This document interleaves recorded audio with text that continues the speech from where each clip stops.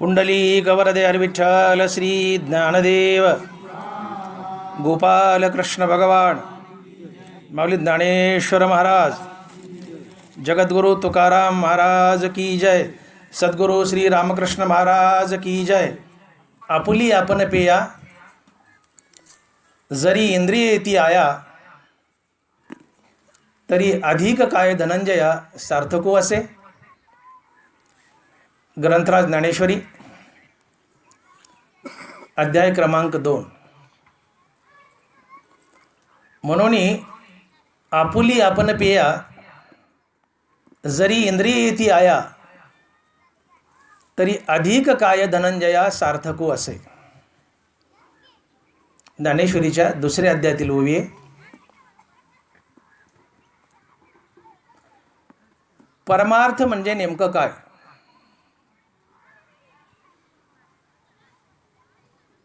परमार्थाच्या आम्ही आमच्या परीने अनेक व्याख्या बनवतो,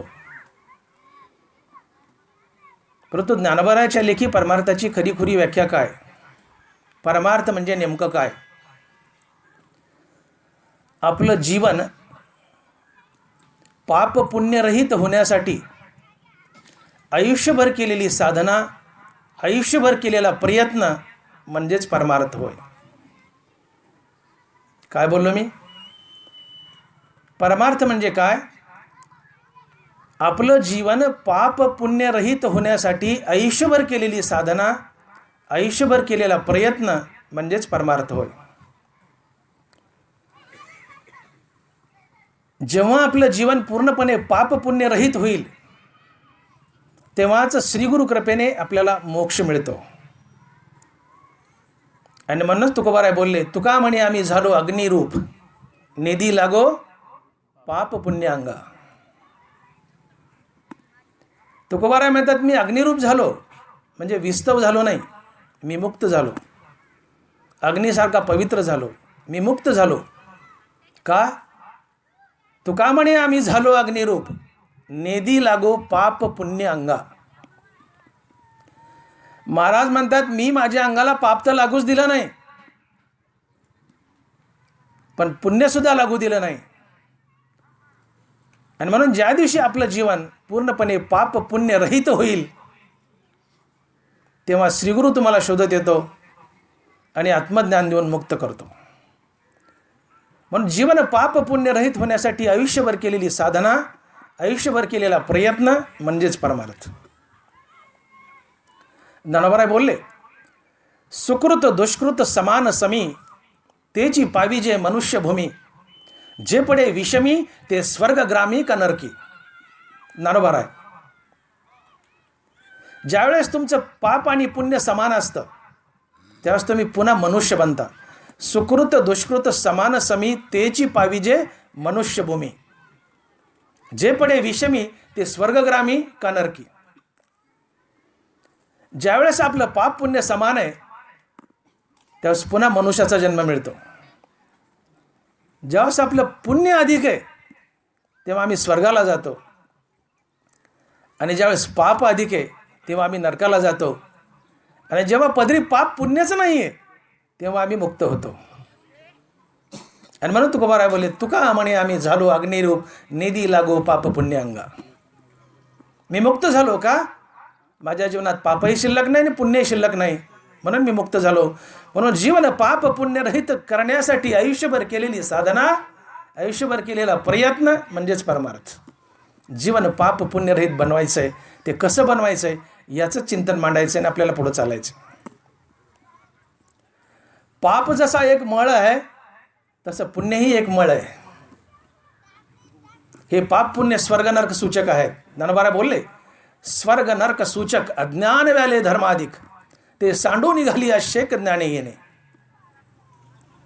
पाप पुण्य हे स्वर्ग नरक सूचक आहेत. अज्ञानाच्या पोटी धर्म आणि अधर्म जन्म घेतो. धर्मानं पुण्याचा जन्म, अधर्माने पापाचा जन्म. पुण्य स्वर्गाला नेतं तर पाप नरकाला नेतं, आणि शेवट हा दोन्हीलाही असतो. तया पुण्याची पावटी सरे, सवेची इंद्रपणाची उटी उतरे, आणि येऊ लागती माघारे मृत्यू लोका. यावं लागतं, गडगंज पुण्य पदरी आहे, स्वर्गाला जावं लागल. वैकुंठ चुकेल, मोक्ष चुकेल, साहित्य चुकेल, पांडुरंग चुकेल, संतपद चुकेल.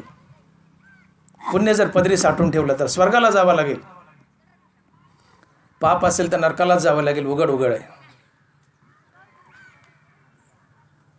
आणि या पुण्याच्या शिदोरीवर तुम्ही स्वर्गाला गेलात, पण या पुण्याची शिदोरी भोगून संपली की पुन्हा मृत्यूलोकात यावं लागतं. येऊ लागती माघारे मृत्यूलोका. यावं लागतं. पुन्हा किडामुंगी बनावं लागतं. लक्ष 84 मध्ये फिरावं लागतं. भगवान रामचंद्र आणि लक्ष्मण गुरु विश्वामित्रासोबत एकदा वनात बसले होते. दुपारची वेळ झाडाखाली बसलेत. तेवढ्यात गुरु विश्वामित्र हसले. त्यावेळेस प्रभू रामचंद्र म्हणाले की गुरुवर का हसलात? आता रामचंद्र तर महाविष्णूचा अवतार, पण प्रभू रामचंद्राने ठरवलं होतं मनुष्य रूपात आलोय, मनुष्यासारखंच वागायचं, आपलं देव पण दाखवायचं नाही. गुरुवर का हसलात? विश्वामित्राला विचारले. विश्वामित्र गुरु होते. म्हणले वत्सराम, तू चाललेला मुंगळा पाहिलास का? म्हणले हो गुरुवर. बघ म्हणले, एका मुंगळ्याच्या पाठीवर दुसरा मुंगळा बसलाय. तो वर बसलेला मुंगळा गेल्या जन्मातला इंद्र आहे. गेल्या जन्मातला इंद्र आहे. याला म्हणायचं येऊ लागती माघारे मृत्यूलोका. यावं लागतं. स्वर्गात असताना ऐरावतावर बसायची सवय होती, ती सवय मोडली नाही. खाली आल्यावर सुद्धा बसायला ऐरावत लागतोय. मुंगळारूपी काय होत नाही, पण बसायला ऐरावत लागतोय. दुसऱ्या मुंगळ्याच्या पाठीवर बसलाय ऐरावत समजून. तो वरचा जो आहे तो इंद्र आहे गेल्या जन्मातला. आज मृत्यूलोकात येऊन पडलाय, पदच्युत झालाय, मुंगळा बनलाय. गडगंज पुण्य आहे. पुण्याच्या बळावर स्वर्ग लाभलाय, पण भोगून संपलं. पदच्युत व्हावं लागतं, मृत्यूलोकात यावं लागतं, किडामुंगी बनावं लागतं, 84 लक्षणी फिराव्या लागतात. एक 10,000 रुपये घेऊन मुंबईला गेले. 8 दिवस राहिले, 15 दिवस राहिले, 10,000 संपले. परत बीडला, केजला, वरबगावला यावंच लागतं. पुण्याची शिदोरी घेऊन स्वर्गात गेले, ते पुण्य भोगून संपलं, मृत्यूलोकात यावंच लागतं. हनुमंत ज्ञानोबराय बोलले की तया पुण्याची पावटी सरे, सवेची इंद्रपणाची उठी उतरे, आणि येऊ लागती माघारे मृत्यूलोका. यावं लागतं. पुन्हा 84 लक्षणी फिराव्या लागतात. पण परमार्थ करताना पुण्यही पदरी साठवून ठेवू नका. पाप जसा एक मळ आहे तसं पुण्यही एक मळ आहे. पाप जसा एक मळ आहे तसा पुण्यही एक मळ आहे. पाप नरकाला नेतं तर पुण्य स्वर्गाला नेतं. पण ते पुण्य भोगून झाल्यानंतर स्वर्गातूनही खाली यावं लागतं आणि मृत्यूलोकात येऊन नाना 84 प्रकारच्या योनीत फिरावं लागतं. पुण्यही पदरी साठवून ठेवू नका.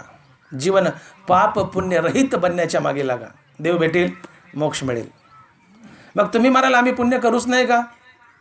या सप्ताहात आम्ही देणग्या देतो, वर्गणी देतो, आम्ही पुण्यच करू नये का? टोपल्यानं करा, टोपल्यानं करा, पोत्यानं करा, कितीही पुण्य करा, पण पदरी साठवून ठेवू नका. आपलं कर्म देवाची पूजा म्हणून करा. ते पुण्य भगवंताला जातं आणि त्या पुण्यातून तुम्ही मोकळे होतात. ते पुण्य तुम्हाला जन्म बांधण्याच्या फेऱ्यात बांधत नाही. आपलं प्रत्येक कर्म देवाची पूजा म्हणून करा. त्या कर्मातून निर्माण होणारं पुण्य आपोआप देवाला अर्पण होतं. ते पुण्य तुमच्या पदरी साठवून राहत नाही आणि तुम्हाला स्वर्गाला नेत नाही. आणि पुन्हा पुण्याची शिदोरी संपली की मृत्यूलोकात आणून टाकत नाही, किडामुंगी बनवत नाही. म्हणून पाप जसा एक मळ आहे तसं पुण्यही मळ आहे. पाप तर करायचंच नाही, पण हातून घडलेलं पुण्य भगवंताला अर्पण करायचं आणि मोकळं व्हायचं आणि जीवन पाप पुण्यरहित बनायचं. आणि म्हणून तुकोबाराय बोलले की तुका म्हणे आम्ही झालो अग्निरूप, निधी लागो पाप पुण्य अंगा. मी माझ्या जीवनात माझ्या अंगाला पाप तर लागूच दिलं नाही, पण पुण्यही लागू दिलं नाही. ते भगवंताच्या चरणी अर्पण केलं. माझं जीवन पाप पुण्यरहित झालं. म्हणून बाबाजी सद्गुरू मला शोधत आले आणि मला मुक्ती मिळाली. तुका म्हणे आम्ही झालो अग्निरूप, निधी लागो पाप पुण्य अंगा. पण परमार्थाच्या अनेक व्याख्या आहेत, पण परमार्थाची सर्वात उत्कृष्ट ज्ञानावराने व्याख्या जर काय केली असेल तर जीवन पाप पुण्यरहित होण्यासाठी आयुष्यभर केलेली साधना, आयुष्यभर केलेला प्रयत्न म्हणजेच परमार्थ. पाप पुण्य समान असेल नरकाला जाल, पाप पुण्य समान असेल पुन्हा मनुष्य व्हाल. पुण्य जास्त असेल स्वर्गाला जाल, पाप जास्त असेल नरकाला जाल. पाप पुण्य शिल्लक नसेल तर मुक्त व्हाल. आणि हाच मोक्ष, हीच मुक्ती मानवी जीवनाचं सर्वात मोठं सार्थक आहे. आणि हे मोक्षरूपी सार्थक जर गाठायचं असेल तर ज्ञानोबा बोलतात आपलं जीवन पाप पुण्यरूपी होऊ द्या. जीवनात पाप तर करूच नका, पण झालेलं पुण्यही भगवंताला अर्पण करा आणि जीवन पाप पुण्यरहित बनू द्या. त्या दिवशी सद्गुरू तुम्हाला शोधत येईल आणि मोक्ष मिळवून देईल. आता प्रश्न असा उभा राहतो की जीवन पाप पुण्यरहित कसं बनवायचं आणि जीवनामध्ये पाप पुण्य कशामुळे निर्माण होतं, ही दोन प्रश्न उभे राहतात. जीवनात पुण्य आणि पाप कशामुळे येतं आणि ती येऊ नये, पुण्य आणि पाप येऊ नये म्हणून आम्ही काय करायचं, हा आजच्या चिंतनाचा मुख्य भाग आहे. प्रथमतः जीवनात पाप पुण्य कशामुळे येतं आपण हे पाहूयात. जीवनात पाप पुण्य दोन गोष्टीमुळे येतं. एक, 5 ज्ञानेंद्रियाची 5 विषय भोग. 5 ज्ञानेंद्रिय आहेत आणि या 5 ज्ञानेंद्रियांनी आपले आपले विषय जर भोगले तर यातून पुण्य आणि पापाची निर्मिती होते, एक गोष्ट. आणि दुसरी गोष्ट, आपण केलेले बरे वाईट कर्म, या कर्मातून पुण्य आणि पापाची निर्मिती होते आणि हे पुण्य आणि पाप आम्हाला संसारात बांधतं. ते बघूनच पार पाडावं लागतं. कारण ज्ञानोबा बोलले, अगा कर्मे जे उरावे तेथेही सुखदुःखी फळावे आणि तया ते भोगावया यावे देहा एका. नगभर जरी पुण्य किंवा पाप पदरी शिल्लक राहिलं तर ते भोगण्यासाठी पुन्हा पुन्हा जन्म धरावे लागतात. मोक्ष दुरावतो. म्हणून जीवनात पाप पुण्य निर्माण होऊ देऊ नका. जीवन पाप पुण्यरहित बनवा. तर पुण्य कशानं आणि पाप कशानं निर्माण होतो जीवनात? 5 ज्ञानेंद्रियाच्या 5 विषय भोगानं आणि आपण केलेल्या बऱ्या वाईट कर्मानं. प्रथमतः या 5 ज्ञानेंद्रियामुळे जीवनात पाप पुण्य कसं निर्माण होतं यावर आपण प्रकाश टाकूयात आणि शेवटी कर्माकडे वळूयात. एकूण 5 ज्ञानेंद्रिय आहेत. कान, नाक, डोळा, जीभ आणि त्वचा, ही 5 ज्ञानेंद्रिय आहेत आणि प्रत्येक ज्ञानेंद्रियाचा आपापला स्वतंत्र विषय आहे. शब्द हा कानाचा विषय, गंध हा नाकाचा विषय, रूप हा डोळ्याचा विषय, स्पर्श हा त्वचेचा विषय आणि चव अर्थात रस हा जिभेचा विषय. उदाहरण म्हणून तुम्हाला कानाचा विषय सांगतो. शब्द हा कानाचा विषय. विषय हा शब्द जर आपल्या शास्त्रात आला तर शास्त्रात आम्हाला एक सवय पडली की विषय म्हणलं की आम्हाला स्त्री पुरुषाच्या लैंगिक भावना वाटतात. एवढ्या पुरताच आम्ही विषय या शब्दाचा अर्थ घेतो. स्त्री पुरुषाची लैंगिक भावना म्हणजे विषय तर आहेच, तो तर विषयच आहे, पण केवळ हेच, स्त्री पुरुषाच्या लैंगिक भावना म्हणजेच विषय, एवढा विषय शब्दाचा अर्थ मर्यादित नाही आहे. विषय म्हणजे 5 ज्ञानेंद्रिय, 5 ज्ञानेंद्रियाने आपापला स्वतंत्र भोगलेला विषय म्हणजे विषय. हे प्रमुख विषय आहेत 5 ज्ञानेंद्रियाचे. उदाहरण म्हणून मी तुम्हाला कानाचा विषय सांगतो. शब्द हा कानाचा विषय. शब्द 2 प्रकारचे, एक स्तुतीपर आणि एक निंदापर. ज्ञानोबा बोलले, देखे शब्दाची व्याप्ती निंदा आणि स्तुती, ते तर द्वेष उपजती श्रवणाद्वारे. शब्द हा कानाचा विषय. शब्द 2 प्रकारचे, एक स्तुतीपर आणि एक निंदापर. स्तुतीपर शब्द कानाच्या आवडीचा विषय, निंदापर शब्द कानाच्या नावडीचा विषय.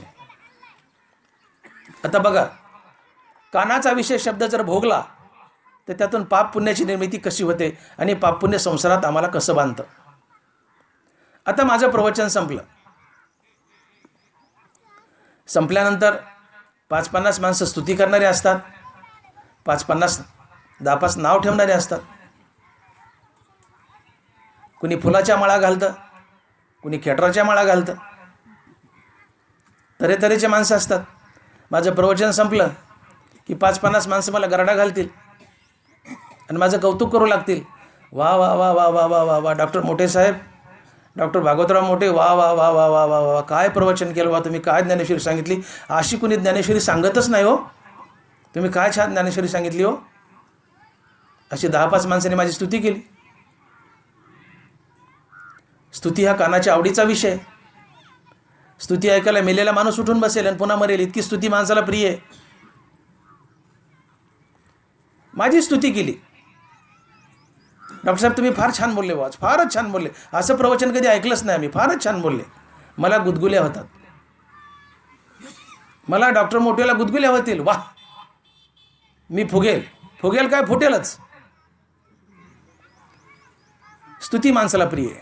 त्यांनी माझी तारीफ केली, स्तुती केली. मी लगेच स्तुती करणाऱ्याच्या गळ्यात हात टाकेल. मामा आपलं नाव काय? तू म्हणे अमका अमका. मी म्हणे तुम्ही कुठले? वरबगावचे. काय करता? शेतीच करतो. किती झाला कापूस? 100 क्विंटल. ऊस किती आहे? 5 एकर.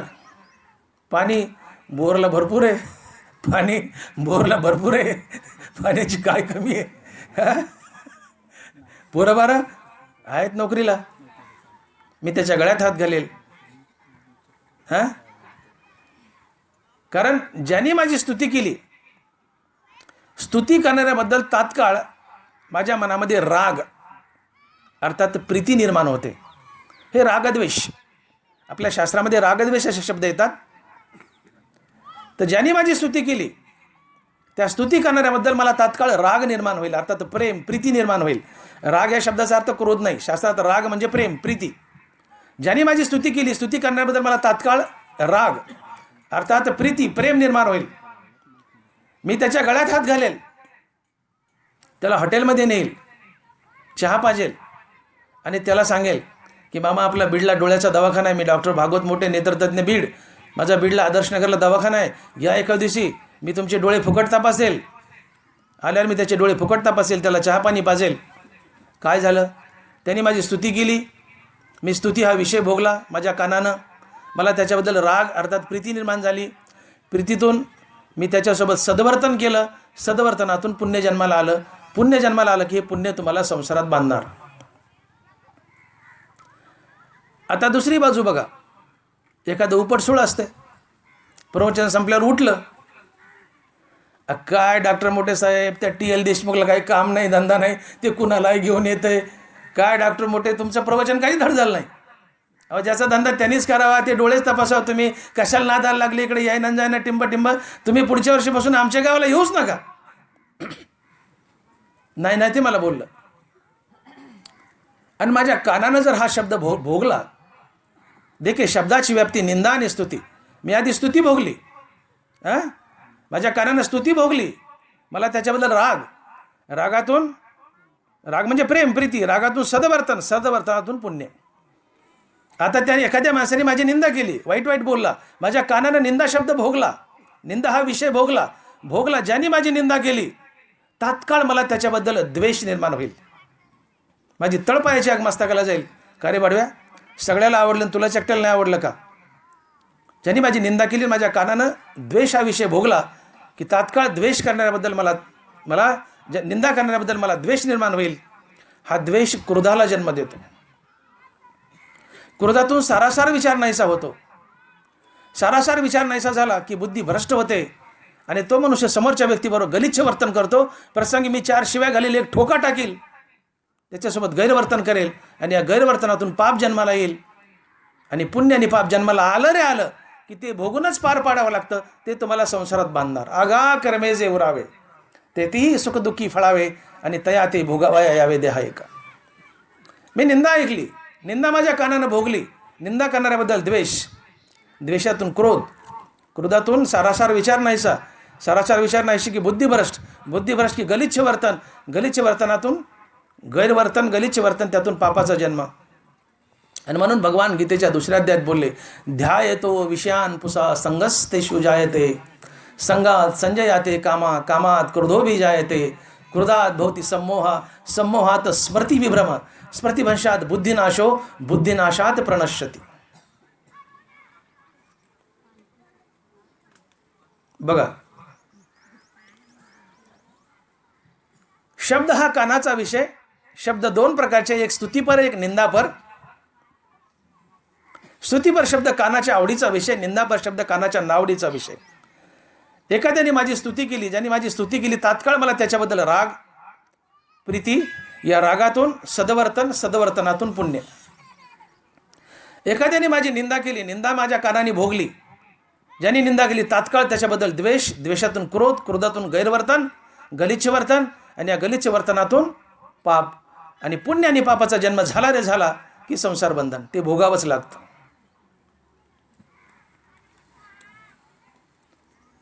तुम्हाला कुणी संसारात बांधलं? पुण्य आणि पाप. पण मी व्याख्या काय केली परमार्थाची? जीवन पाप पुण्य रहित होण्यासाठी आयुष्यभर केलेली साधना म्हणजे परमार्थ. पाप पुण्यच नाही तर तुम्हाला कोण संसारात बांधेल? पुढचा जन्मच नाही आहे, क्रियमान नाही आहे, संचित नाही आहे.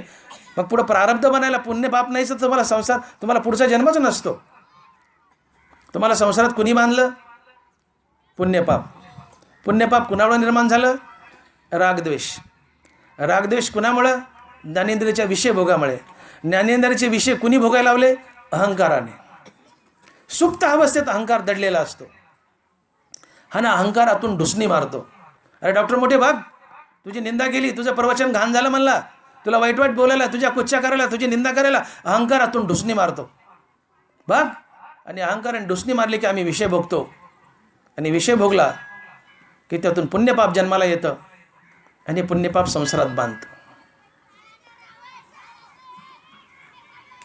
म्हणून हे 5 ज्ञानेंद्रिय आहेत. या 5 ज्ञानेंद्रियाचा आपापला स्वतंत्र विषय आहे. आणि ज्ञानेंद्रिय विषय भोगतात आणि पुण्यपापाला जन्म देतात आणि आम्हाला संसार बंधनात बांधतात, आमचा मोक्ष दुरावतो.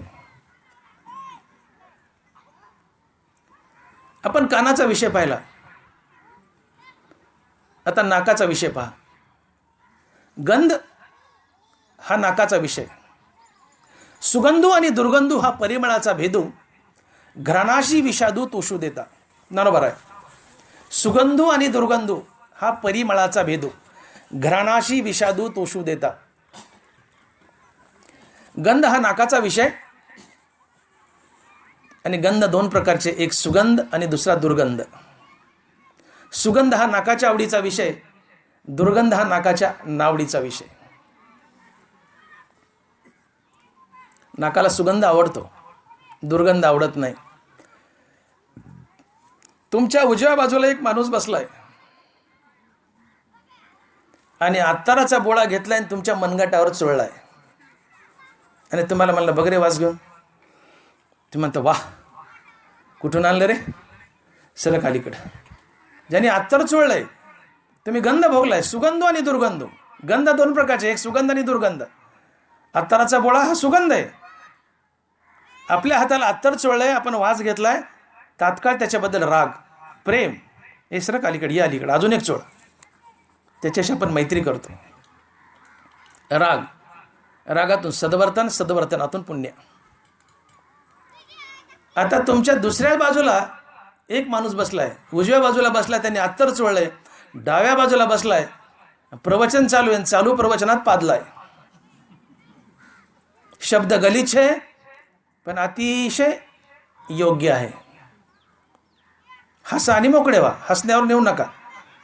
हो, गलिच्छ शब्द आहे पण उत्कृष्ट आहे. उदाहरण द्यायला, उजव्या हाताचा मनुष्य अत्तरचा बोळा दिलाय. ज्याने अत्तरचा वास दिलाय, सुगंध दिलाय, नाकाला सुगंध आवडला, तात्काळ त्याच्यासोबत मैत्री, राग. हे सरक अलीकडे, ये. राग, रागातून सद्वर्तन, सद्वर्तनातून पुण्य. तर डाव्या हाताला बसलाय, तू पादलाय आणि नाकाला दुर्गंध दिलाय. मनुष्य पहिलं डावीकडे बघलं आणि डोळे फाडील त्याच्यावर. का रे भाडव्या, हीच वेळ सापडली का? तुला टाईमच नव्हता का? कमी खाता येत नव्हतं का? सप्ताह म्हण का कचकुलभर खातो का? उठीतून तुला लाज आहे का नाही? काय केले? नाकाने दुर्गंध भोगलाय. नाकाने सुगंध आणि दुर्गंध, सुगंध भोगलाय, आता दुर्गंध भोगलाय. दुर्गंध हा नाकाच्या नावडीचा विषय. आणि दुर्गंध भोगला की नाकाला ज्याने दुर्गंध दिलाय त्याच्याबद्दल द्वेष, द्वेषातून क्रोध, आणि क्रोधातून गलिच्छ वर्तन, आणि गलिच्छ वर्तनातून पापाचा जन्म. आणि पुण्य आणि पाप जन्मले की संसारात बांधणारच, ते भोगावंच लागतं. अगा कर्मे जेवरावे, भोगावंच लागतं. डोळ्याचा विषय, रूप हा डोळ्याचा विषय. रूप ही 2 प्रकारचे, भ्यासूर आणि सुरेख. रूपाचे स्वरूप देख, जे उपजवी सुख दुःख नेत्रद्वारे. ज्ञानोबर आहे. भ्यासूर रूप म्हणजे घाणेरडं रूप आणि सुरेख रूप चांगलं रूप. रूपातही दोन प्रकार, प्रत्येक विषय दोन प्रकारचे प्रत्येक इंद्रियाला. एक भ्यासूर म्हणजे घाणेरडं आणि सुरेख म्हणजे सुंदर. सुंदर रूप सुरेख रूप हे डोळ्याच्या आवडीचा विषय आणि भ्यासूर घाणेरडं रूप हे डोळ्याच्या नावडीचा विषय. डोळ्याला सुरेख रूप आवडतं, भ्यासूर घाणेरडं रूप आवडत नाही. हे निसर्गात आहे. निसर्गानं देवानं इंद्रियाला हे दोन दोन विषय दिलेत आणि इंद्रिय भोगतात आणि पाप पुण्याची निर्मिती करतात आणि संसारात बांधतात. दैनंदिन जीवनातलं आहे, आम्ही कसं वागतो रोज. रूप सुरेख रूप सुंदर रूप भ्यासूर आणि सुरेख. सुरेख रूप हा डोळ्याच्या आवडीचा विषय. एखादा ऑफिसर आहे, ऑफिसमध्ये बसलाय आणि एखादी सुंदर देखणी तरुण मुलगी ऑफिसमध्ये नोकरी मागायला गेली. सुंदर देखणी मुलगी. नोकरी ती मुलगी मागेल तेव्हा मागेल, पण तो ऑफिसर अगोदर त्या मुलीला नेहाळेल आपादमस्तक. ही रूपाची ताकद असते. रस्त्यानं मोटरसायकलवर किंवा पायी सुंदर पुरुष किंवा सुंदर बाई जर चालली तर माणसं वळूवळू त्या माणसाकडे का बाई किंवा बाईकडे पाहतात. वळूवळू ही रूपाची ताकद असते. हा त्या माणसाचा दोष नसतो, कारण डोळ्याला सुंदर रूप पाहायला आवडतं निसर्गतः. भ्यासूर आणि सुरेख रूपाचे स्वरूप देख. डोळ्याला सुंदर रूप पाहायला आवडतंच. मग तो भले पुरुष असला तर लोक त्याच्याकडे वळवळू पाहतील, काय देखणा माणूस आहे. आणि स्त्री असल्यावर तर पाहतील काय सुंदर स्त्री आहे. ही रूपाची ताकद आहे. तुम्ही लाख डोळे बंद करा, ते रूप तुमची नजर खेचून घेणारच. डोळे तिकडे जाणारच. रूप डोळे भोगतच. ऑफिसमध्ये मुलगी गेली आहे, ऑफिसर बसलाय आणि नोकरी मागितली आहे. साहेब मी नोकरीला आले. देखणी सुंदर मुलगी आहे. त्या ऑफिसरच्या डोळ्यानं रूप पाहिलंय, रूप भोगलंय. रूप हा विषय भोगलाय. सुंदर रूप पाहिली, रूप भोगले. तात्काळ तिच्याबद्दल राग अर्थात प्रीती आणि त्यातून सद्वर्तन. या या या या या या मॅडम या या या मॅडम या मॅडमला खुर्ची बसा मॅडम. मॅडम बसल्या. मॅडम कागदपत्र काढायलात. ऑफिसर म्हणतो काय करायचं कागदाचं, नोकरीला आलात ना. दिली नोकरी, दिली. कागदपत्रही दाखवू नका, दिली. का? डोळ्यानं रूप हा विषय भोगलाय. रूप भोगला. सुंदर रूप आहे. त्या स्त्रीबद्दल राग, रागातून सद्वर्तन, सद्वर्तनातून पुण्याचा जन्म. दिली नोकरी, पुण्याचा जन्म. आता तेच एखादी काळी बेंद्री उबड धबड घाणेरडी मुलगी जाऊ द्या, साहेबापट उभी राहू द्या. पहिल्या साहेबांनी तिला पाहिलं. आता भ्यासूर रूप आहे, हा डोळा आहे, भ्यासूर रूप आहे. पाहिलं त्याला त्या बाईची किळस येईल. भ्यासूर रूप आहे, डोळ्याला आवडत नाही पाहायला. तात्काळ त्या स्त्रीबद्दल त्याला द्वेष निर्माण होईल आणि द्वेष क्रोधाला जन्म देईल. आणि त्या बाईनी बोलायच्या आधीच हा साहेब म्हणेल काय मावशी काय काम आहे तुमचं. ती हात जोडले. साहेब मी नोकरी मागायला आले. काय बापान ठेवली का? कशाची नोकरी आहे? चालले की काय नोकरीचा कारखाना आहे का? का? भ्यासूर रूप डोळ्याला आवडत नाही आहे, नाही आवडलं डोळ्याला. तिच्याबद्दल द्वेष, द्वेषातून क्रोध, क्रोधातून गलिच्छ वर्तन, गलिच्छ वर्तनातून शिवीगाळ आणि हकलून दिली. पापाचा जन्म. पुण्याने पाप म्हणलं की संसारात बांधलं. भ्यासूर आणि सुरेख रूपाचे स्वरूप देख, जे उपजवी सुख दुःख नेत्रद्वारे. ज्ञानवर आहे. आता त्वचेचा विषय घ्या. हे दैनंदिन इंद्रिय कसे पाप पुण्य करतात आणि बांधतात बघा. रोज आम्ही असं वागतोय. हो, ज्ञानेश्वरी कसं जीवन जगावं हे सांगते आम्हाला. आता त्वचेचा विषय घ्या. मृदू आणि कठीण स्पर्शाचे दोन गुण, जे तर वपूचे निसंगे कारण संतोष खेदा. ज्ञानवर आहे. मृदू आणि कठीण हे कातडीचे दोन विषय आहेत. स्पर्श हा कातडीचा विषय, त्वचेचा विषय. आणि स्पर्श दोन प्रकारचे. एक मृदू म्हणजे प्रेमळ, कठीण म्हणजे निबर, चापटीने मारणे, लाकडाने मारणे, लाथाने मारणे वगैरे वगैरे, तो कठीण स्पर्श. त्वचेला मृदू स्पर्श आवडतो, प्रेमळ स्पर्श आवडतो आणि कठीण स्पर्श आवडत नाही. पोटचं लेकरू आईने जवळ घेतलंय आणि प्रेमानं लेकरू कुरवाळलंय. आईने पाठीवर हात फिरवलाय, केसात हात फिरवलाय, लेकराचा भांग मोडलाय हात फिरू फिरू. आई म्हणलं की भांगच मोडते. आईचं प्रेम मोठं विचित्र. तिने लेकराच्या तोंडावर हात फिरवला ती भांगच मोडते लेकराचा. आईने हात फिरवलाय तोंडावरून, मृदू स्पर्श केलाय. आई सांगेल ते काम बाळ ऐकायला तयार होतं. आई काय करू सांग, दुकानावर जा हे आण, बाळ पळत जाईल आणि घेऊन येईल. आईने प्रेमानं हात लावलाय. आईबद्दल राग, रागातून सद्वर्तन, सद्वर्तनातून पुण्य. आईचं कुठले काम ऐकायला तयार. पण तीच आई आता काठी घेतली बदाड बदाड मारायली. धर की हान, धर की हान. अगं आई का मारते? चुप मेल्या, धर की हान, धर की हान. दिसल तिथं टोका. पोटचं लेकरू आहे, आई मारते, तिच्याबद्दल द्वेष निर्माण होईल. कठीण स्पर्श त्वचेला आवडत नाही. ज्याने कठीण स्पर्श केलाय, चापट मारली, लाकडानं मारले, काठीनं मारले, लातानं मारले, हा कठीण स्पर्श आहे. ज्याने कठीण स्पर्श त्वचेला केलाय, त्वचेला कठीण स्पर्श आवडत नाही. कठीण स्पर्श त्वचेच्या नावडीचा विषय. ज्यांनी मारलंय तात्काळ त्याच्याबद्दल त्वचेला द्वेष निर्माण होईल. आणि लाकूड ते बाळ त्या आईचा हात धरेल, तरी आई मारते. ते आईला ढकलून देईल. प्रसंगी आईला 2-4 घाणेरडे शब्द बोलल आणि निघून जाईल. का? कठीण स्पर्श त्वचेच्या नावडीचा विषय. कठीण स्पर्श त्वचेला आवडत नाही.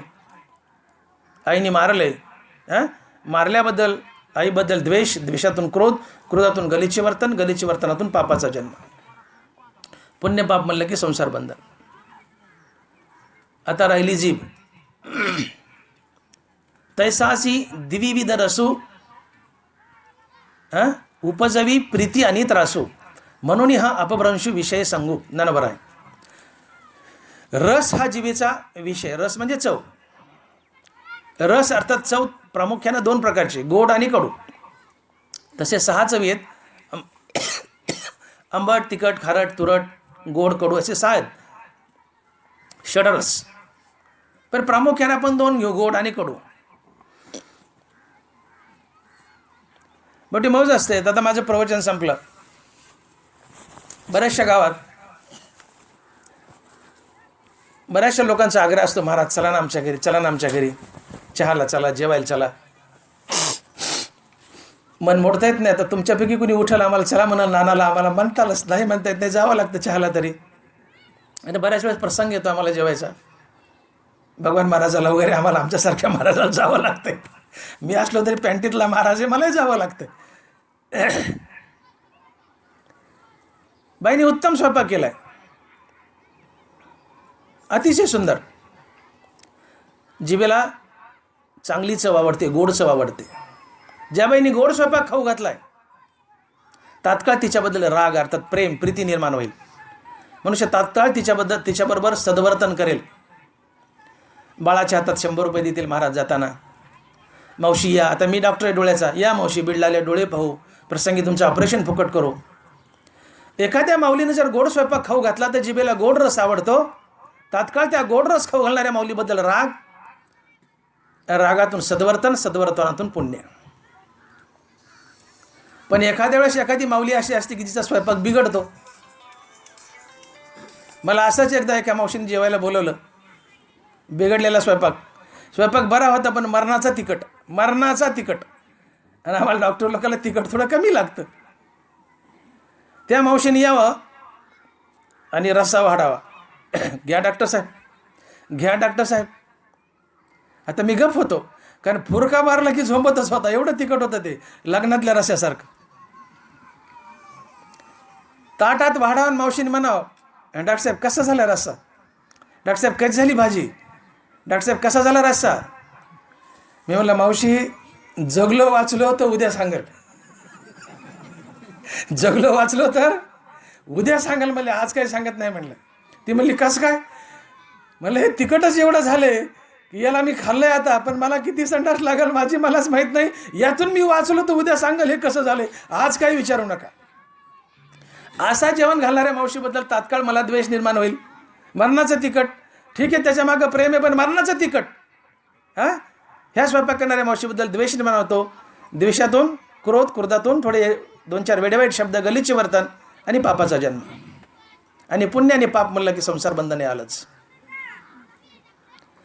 आणि म्हणून आपण पाहिलं की 5 ज्ञानेंद्रिय आहेत आणि 5 ज्ञानेंद्रियाचा स्वतंत्र विषय आहे. आणि तुमचे आमचे ज्ञानेंद्रिय सातत्याने विषय भोगतात. आणि ज्ञानेंद्रियाने विषय भोगले की त्यातून पुण्य आणि पापाची निर्मिती. आणि पुण्य आणि पाप म्हणलं की ते भोगूनच पार पाडावं लागतं. ते संसारात बांधतं म्हणजे बांधतंच. मोक्ष दुरावतो. लक्ष 84 पुन्हा पुन्हा फिरावे लागतात. आणि म्हणून ज्ञानोबा अर्जुनाला ठिकठिकाणी बजावतात की अर्जुना तू विषयाचा त्याग कर, ज्ञानेंद्रियाच्या विषयाचा त्याग कर. विषय हे आगवे सर्वथा मनोनी सांडावे, मग राग द्वेष स्वभावे नासतील. हे विषय पाप पुण्याला जन्म देतात, भोगायला लावतात, संसारात बांधतात. या विषयाचा त्याग कर. विषयाचा त्याग केला, विषय जर भोगले नाही तर त्यातून रागद्वेष जन्माला येत नाहीत. रागद्वेष जन्माला आले नाही तर प्रीतिक्रोध नाही, प्रीतिक्रोध नाही तर पुण्यपाप नाही, पुण्यपाप नाही तर संसार बंधन नाही. कारण तुम्हाला संसारात जर कोण बांधत असेल तर ते आहेत रागद्वेष. आणि मग ज्ञानोबा म्हणाले की रागद्वेष जर निमाले तर ब्रह्मीचे साम्राज्य आले, मग तो भोगी सुख आपले आपणच. बघा सलग 2 वाय. पहिल्या ओळीत म्हटले विषय हे आगवे सर्वथा मनोनी सांडावे, मग रागद्वेष स्वभावे नाशतील. हे रागद्वेष जर निमाले तर ब्रह्मीचे साम्राज्य आले, मग तो भोगी सुख आपले आपणच. ज्ञानेंद्रियाच्या विषयाचा त्याग करा, ज्ञानेंद्रियाचे विषय भोगू नका. काय होईल? रागद्वेष मावळतील, मरतील. आणि रागद्वेष मरले रे मरले की पुण्यपापाची निर्मिती थांबेल. आणि पुण्यपापाची निर्मिती थांबले की सद्गुरू शोधतील आणि तुम्हाला ब्रह्मसाम्राज्य बहाल करेल, अर्थात मोक्ष देईल. हे रागद्वेष निमाले तर ब्रह्मीचे साम्राज्य आले, मग तो भोगी सुख आपले आपणच. आणि म्हणून जीवन जगत असताना तुम्हाला जर मोक्ष हवा असेल, पांडुरंगाची भेट हवी असेल, वैकुंठाची प्राप्ती हवी असेल, तर तुम्हाला तुमच्या जीवनात पाप पुण्याची निर्मिती थांबावी लागेल. आणि पाप पुण्याची निर्मिती थांबायची तर ज्ञानेंद्रियाचे विषय भोगायचं टाळावं लागेल. कारण ज्ञानेंद्रियाच्या विषय भोगातून पाप पुण्याचा जन्म आहे आणि हे पाप पुण्य संसारात बांधत आहे. म्हणून मानवी जीवनातला सर्वात मोठा लाभ, सर्वात मोठा फायदा जर काय असेल, सर्वात मोठं सार्थक जर काय असेल मानवी जीवनाचं, तर ते मोक्षाची प्राप्ती. पण ही मोक्षाची प्राप्ती कशामुळे होते? ज्ञानेंद्रिय जिंकल्यामुळे, ज्ञानेंद्रियावर ताबा मिळवल्यामुळे. मोक्ष हे सर्वात मोठं सार्थक आहे मानवी जीवनातलं. पण हे मोक्षरूपी सार्थक कशामुळे होत आहे? ज्ञानेंद्रिय जिंकल्यामुळे. पर्यायानं ज्ञानेंद्रिय जिंकणं हेच मानवी जीवनातलं सर्वात मोठं सार्थक आहे की ज्ञानेंद्रिय जिंकले की तुम्हाला मोक्ष मिळाला. आणि म्हणून ज्ञानोबा आजच्या आवडीत बोलतात, मनोनी आपुली आपण पेया, जरी इंद्रिय येती आया, तरी अधिक काय धनंजया सार्थको असे. अरे अर्जुना, आपण जर आपले इंद्रिय जिंकले, हे 5 ज्ञानेंद्रिय, तर याच्यापेक्षा जीवनात कुठलं मोठं सार्थक नाही आहे. का? ज्ञानेंद्रिय जिंकले, विषयभोग संपले, विषयभोग संपले, रागद्वेष गेले, रागद्वेष गेले, प्रीतिक्रोध गेला, प्रीतिक्रोध गेले, पाप पुण्य गेलं, पाप पुण्य गेलं, संसार बंधन गेलं, तू मुक्त झाला. म्हणून मानवी जीवनाचं सार्थक जर काय असेल तर ज्ञानेंद्रियावर विजय मिळवणे, ज्ञानेंद्रियाचे विषय टाळणं. म्हणून आपुली आपण पेया, जरी इंद्रिय येती आया, तरी अधिक काय धनंजया सार्थको असे. पण परमार्थ करताना आम्हाला काय करायचं? ते पाप पुण्याची निर्मिती थांबवायची. ती कशी थांबेल? तर आमचे ज्ञानेंद्रिय आम्ही आमच्या ताब्यात घेतल्यानं, जिंकल्यानं. आता ती कशी ताब्यात घ्यायची आपण पाहणार आहोत. पण ज्ञानेंद्रिय जर जिंकले तर पाप पुण्याची निर्मिती थांबेल आणि तुम्हाला मोक्ष शोधत येईल. तुम्हाला शोधायची गरज नाही, ज्ञानेंद्रिय जिंका. म्हणून आपुली आपण पेया, जरी इंद्रिय येती आया, तरी अधिक काय धनंजया सार्थको असे. आया म्हणजे ताब्यात येणे. आपण आपल्या इंद्रियावर ताबा मिळवणं यासारखं दुसरं जगात कुठलं सार्थक नाही. कारण इंद्रियावर ताबा मिळवला की विषयभोग गेला, विषयभोग गेला की पाप पुण्य गेलं, पाप पुण्य गेलं की संसार बंधन गेलं. पण इंद्रिय जिंका, हे मानवी जीवनातलं सगळ्यात मोठं सार्थक आहे. आपुली आपण पेया, जरी इंद्रिय येती आया, तरी अधिक काय धनंजया सार्थको असे. आजची ओवी. संत जीवन आणि साधारण मानवी जीवन यात काय फरक असतो? संत ज्ञानेंद्रियाचे विषय भोगत नाहीत आणि साधारण जीव ज्ञानेंद्रियाच्या विषयात बद्ध असतो. संत जीवन हे विषयातीत जीवन असतं, विषयाच्या पुढचं, विषयातीत. विषयातीत म्हणजे विषयाच्या पुढचं. आणि जो मनुष्य विषय भोगत नाही त्याला त्याच्या जीवनात सुखही होत नाही, दुःखही होत नाही आणि त्याचा गर्भवास अर्थात जन्ममरणाचा फेराही संपलेला असतो. तो निखळ आत्मानंद भोगत असतो. ज्ञानोबा बोलतात, हे विषय जया ते नाकळीती, तया सुख दुःख दोन्ही न पवती, आणि गर्भवासू संगती नाही तया. ज्ञानोबा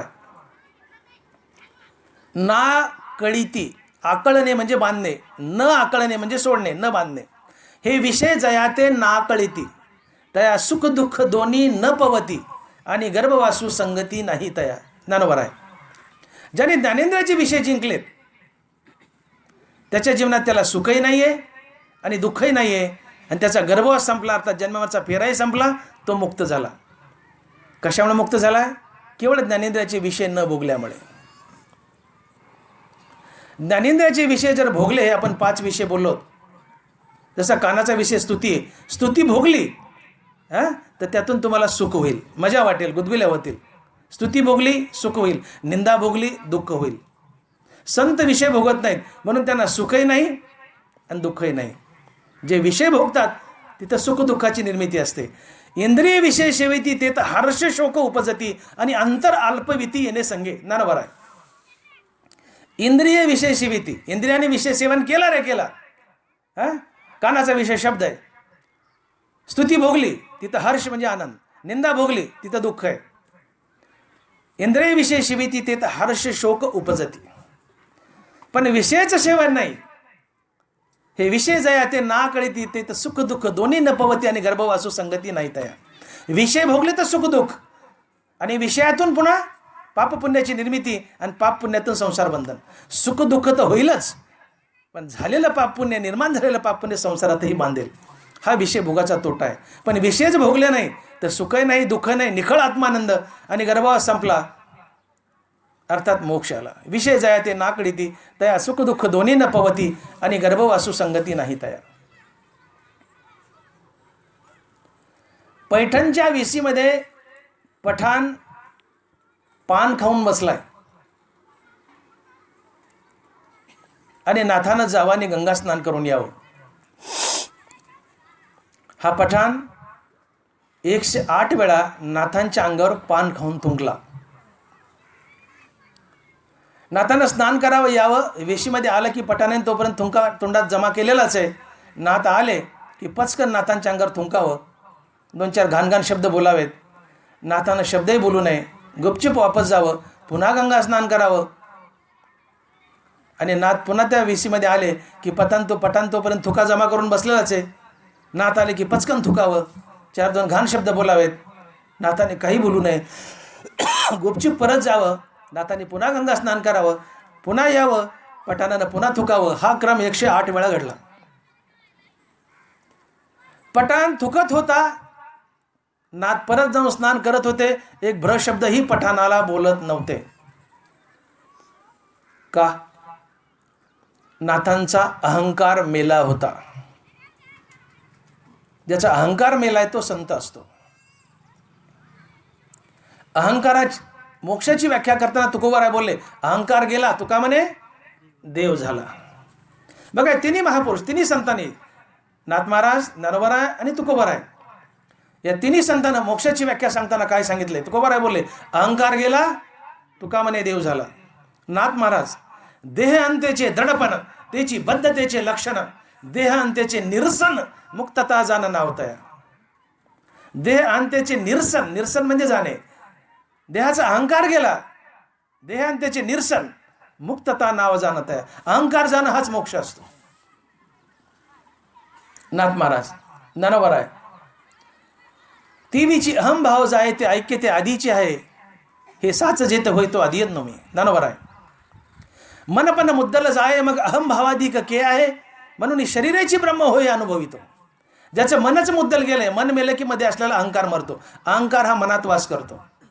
जसं गरोदर बाई मेली की आतला गर्भ आपोआप मरतो, त्याला वेगळं मारायची गरज नाही. तसं मन मेलं की मनाच्या आत वास करणारा अहंकार आपोआप मरतो. म्हणून ज्ञानोबाराय बोलतात, तीवीची मनपन मुद्दल जाय मग अहम भावाधिक के आहे, म्हणून शरीरेची ब्रह्म होय अनुभवितो. तो मुक्त असतो म्हणजे कोण? मनपन मुद्दल जाय मग अहम भावाधिक के आहे. मनच मेलय, त्याच्याबरोबर अहंकार मेला, आणि हाच मोक्ष असतो. संतांनी अहंकार टाकलेला असतो आणि म्हणून 108 वेळा पान खाऊन पठाण अंगावर थुंकला नाही, नाही ते घाण बोला तरी नाथाला क्रोध आला नाही. याचं कारण अहंकार मेलाय. अन्यथा नाथ जर विषय भोगत असते आणि त्यांचा अहंकार जिवंत असता तर एका ठोक्यात पठाण पालता केला असता. एका ठोक्यात. नाथ जागीरदार होते, हजारो एकर जमीन होती नाथांच्या घरी. नाथांच्या घरी पंक्ती बसल्या तर चरवीनी तूप वाढायचे. चरवीनी, बोटकुल्यां नाही, चरवीनी. जे चरवीनी तूप वाढतात आणि चरवीनी तूप पितात त्या नातात किती ताकद असेल, एका ठोक्यात पटान आडवा केला असता. पण नाथांना ठोका तो सोडा, भरशब्द बोलले नाही का. नाथ विषय भोगत नव्हते. संत जीवन विषयातीत जीवन असते. संत विषय भोगत नसतात ज्ञानेंद्रियाचे. नाथ विषय भोगत नव्हते. का भोगत नव्हते? नाथांचा अहंकार मेला होता. का? नाथ मुक्त होते, नाथांचा अहंकार मेला होता. अहंकार जिवंत असला तरच अहंकार आतून ढुसणी मारतो. अरे डॉक्टर मोठे बघ, तुझं प्रवचन घाण झालंय म्हणला, तुझी निंदा केली, तुला काही आलं नाही म्हणले, ज्ञानेश्वरी सांगता आले नाही, अशी माझी निंदा केली. माझा अहंकार जर जिवंत असेल तर आतला अहंकार ढुसणी मारतो आणि मला म्हणतो बघ मोठे बघ, तुझी निंदा केली त्याने, आणि मी तात्काळ कानाचा विषय भोगतो. आणि ज्याने माझी निंदा केली त्याच्याबद्दल मला द्वेष, द्वेषातून क्रोध, क्रोधातून गलिच्छ वर्तन, गलिच्छ वर्तनातून हाणामारी, शिवीगाळण, पापाचा जन्म. पाप पुण्य कुणामुळे जन्माला? रागद्वेष. रागद्वेष कुणामुळे जन्माला आले? ज्ञानेंद्रियाचे विषय भोग. विषय कुणी भोगायला लावला? अहंकारानं. म्हणजे कुणी बांधले? बघा, मुळाशी अहंकाराने विषय भोग आहेत. अहंकार विषय भोगायला लावतो. विषय भोगातून रागद्वेष, रागद्वेषातून पुण्यपाप, पुण्यपापातून संसार बंधन.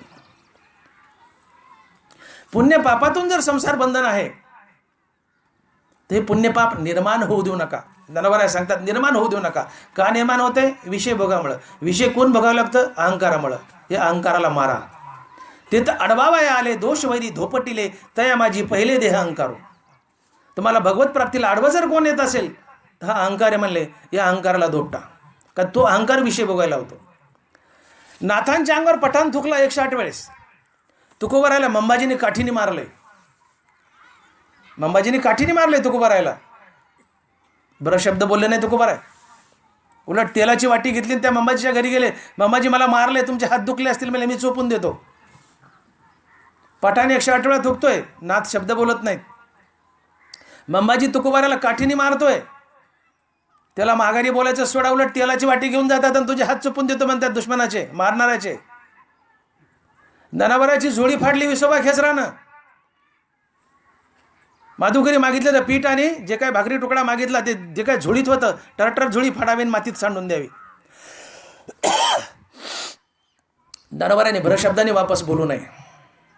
नको नको तर छेड केला ज्ञानोबाराच्या 4 भावंडाचा. सिद्ध बेटावर आणण्यास भाग पाडलं, वाळीत टाकलं, मुंजी होऊ दिलं नाही, माधुकरी मागू दिली नाही. नाही नाही, त्या वाचाळ गोष्टी बोलले. पण ज्यांनी हे सगळं केलं त्या विसोबा खेचराबद्दल एक भरशब्द बोलले नाही.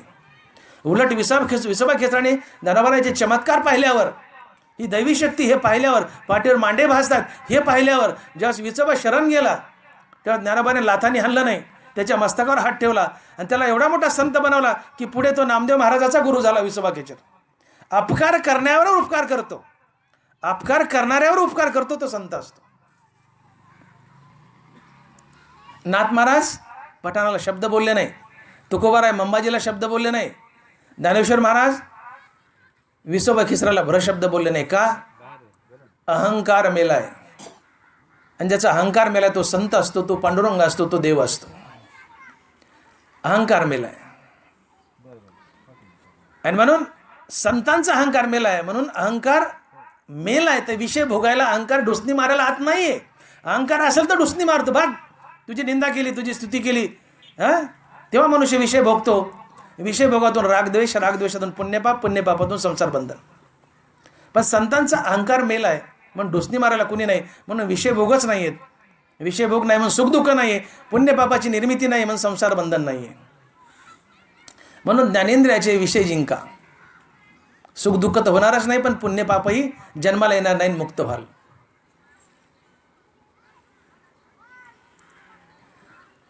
दैनंदिन जीवनामध्ये संतांचा अहंकार मेलाय, ठीक आहे, संत संतच आहेत, पण आम्ही साधारण जीव थोडंफार संतासारखं जगू शकतो का? बघा ज्ञानोबा बोलतायत, मूळ मुद्दा असा आहे की अहंकार जिवंत असेल तर अहंकार विषय भोगायला होतो. विषय भोगातून रागद्वेष, रागद्वेषातून पुण्यपापन, त्यातून संसार बंधन. ज्ञानोबा बोलतायत अहंकार असेल तर विषय भोग आहे, पण अहंकार मेला तर विषय भोग नाहीये. काही काळाकरता आम्ही आमचा अहंकार मारू शकतो का? आणि सुखदुःखाच्या चटक्यापासून दूर राहू शकतो का? पाप पुण्याची निर्मिती थांबवू शकतो का आणि निखळ आत्मानंद भोगू शकतो का? ज्ञानोबा बोलतात हो. माऊली बोलतायत, उचललेली या प्राणासरसी इंद्रिय निगती जैसी, तैसा मनोबुद्धीपासी अहंकारू ये. ज्ञानोबा आहे. ओव्याकडे लक्ष द्या. मन षष्टा यया इंद्रिया ते धनंजया, देहराजू ने देहापासून गेली या. मन षष्टा यया, 6 मन षष्टा, षष्टा म्हणजे 6, 5 ज्ञानेंद्रिय आहेत आणि 6वं मन आहे. म्हणून ज्ञानावर शब्द वापरलाय षष्टा. मन षष्टा या, 5 ज्ञानेंद्रिय आणि 6वं मन, एकूण 6 झाले. मग ज्ञानोबा बोलतात मन षष्टा यया इंद्रिया ते धनंजया, देहराजूने देहापासून या गेला. हा देहराज म्हणजे जीवात्मा. मनुष्य जेव्हा मरतो आणि हा जीवात्मा ज्यावेळेस पुढच्या प्रवासाला निघतो, त्यावेळेस हा जीवात्मा आपल्यासोबत हे 6 इंद्रिय घेऊन जातो, 5 ज्ञानेंद्रिय आणि 6वं मन. ज्ञानोबा बोलतात मन षष्टा यया इंद्रिया ते धनंजया, देहराजू ने देहापासून या गेली.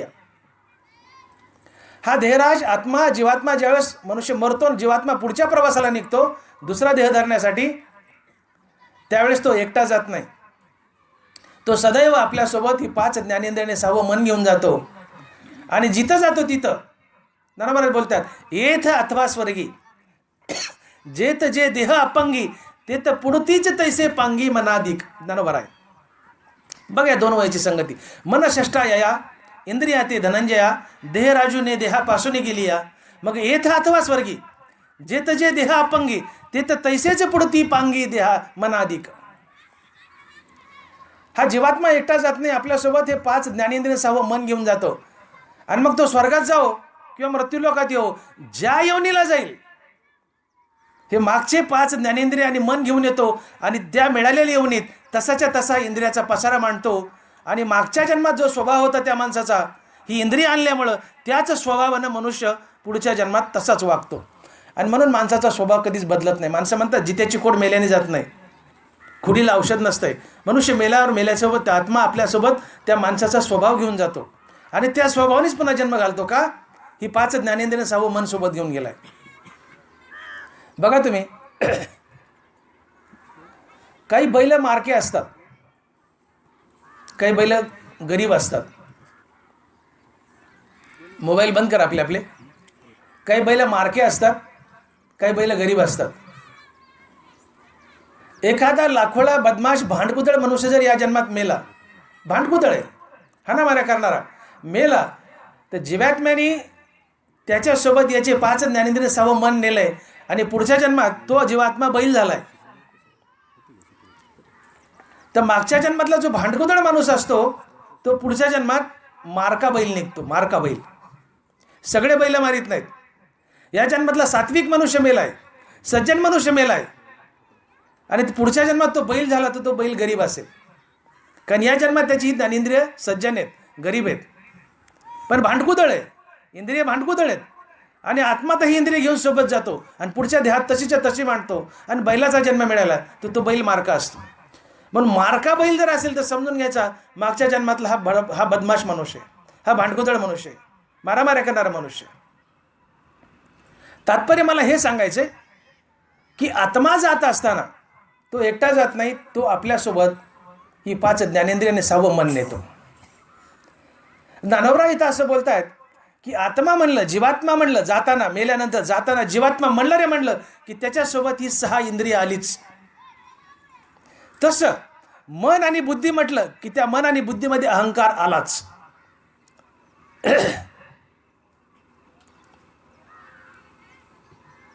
आत्मा आपल्यासोबत 5 इंद्रिय नेतो, आत्म्यासोबत ही 5 इंद्रिय असतातच जडून. तसं मन म्हणलं की त्या मनाला जडून अहंकार असतोच. उचललेली या प्राणासरशी इंद्रिय निगती जैसी, तैसा मनोबुद्धीपासून अहंकार होईल. मन आणि बुद्धी म्हटलं की अहंकार आलाच आणि हा अहंकार विषय भोगायला होतो. परंतु भगवंताच्या नामानं, हरिनामानं अहंकार मरतो. काही काळ कळत नाही. जोपर्यंत भगवंताचं नाम चालू आहे तोपर्यंत अहंकार मेलेला असतो आणि नाम थांबलं की पुन्हा अहंकार त्या मनात वास करतो आणि मनुष्य अहंकारात पुन्हा बद्ध होतो. राम म्हणता कामक्रोधाचे दहन, होय अभिमान देशोदळी. तुम्ही जर रामनाम घेत असाल तर जेव्हा रामनाम घेता तेव्हा त्या काळाकरता तुमचा अहंकार मेलेला असतो. आणि रामनाम घेत असताना जर तुम्हाला कोणी शिव्या दिल्या, घरात सासू आहे आणि सून रामनाम घेते, काम करते, काम करता करता रामनाम घेते आणि सासू सुनेला वाईट वाईट बोलते, तर सून सासूकडे जाईल, तिची विनवणी करेल, काय झालं आत्याबाई, कामून रागायलात, अहो घेऊ सावरून, गेले असतील कुठं किंवा चुकलं असेल माझ्याकडून, मी करल पुन्हा. सासू कितीही वाईट बोलली तर सून सासूला गोडच बोलेल जेव्हा तिच्या मुखात रामनाम आहे. कारण रामनाम जेव्हा मुखात आहे तेव्हा अहंकार मरतोच मनातला, आणि रामनाम थांबलं की पुन्हा अहंकार येऊन वास करतो. मग सून रामनाम घेते, सासू घाणघाण बोलते, सून कधीच बेकारपणे रिॲक्ट होणार नाही, तिच्या अंगावर धावून जाणार नाही, तिला गोडच बोलेल सासूला. का? रामनाम चालू आहे, मध्ये अहंकार मेलाय रामनामानं. आता विषय भोगायला सासू वाईट बोलते, निंदा करते, पण विषय भोगायला अहंकारातून डुसणी मारायला नाही, अहंकार मेलाय. आणि सून सासूची गोडच बोलणार, कितीही वाईट बोलली तरी. रामनाम चालू आहे, अहंकार मेलाय, विषय भोगायला अहंकार लागतो, तेव्हा विषय भोगला जातो, अन्यथा नाही. पण छकडी सून आहे, देवात तोंडाचं नाव नाहीये, आणि सासू शिवाय द्यायली, बेलनं घेऊनच धावेल, बेलनंच. सध्याची सून जिच्या तोंडात रामनाम आहे, सासू नाही ते बोलली, ती सासूची मनधरणी करेल, आत्याबाई असं नाही तसं नाही, आपण घेऊ सावरून, गोड बोलेल. रामनाम आहे, अहंकार मेलाय मनातला, आणि अहंकार असेल तर विषय भोग आहे, अहंकार मेला तर विषय भोग नाही. सून चांगली वागेल, पण मुखात रामनाम नाही आहे म्हणजे अहंकार पुन्हा वास करेल मनात.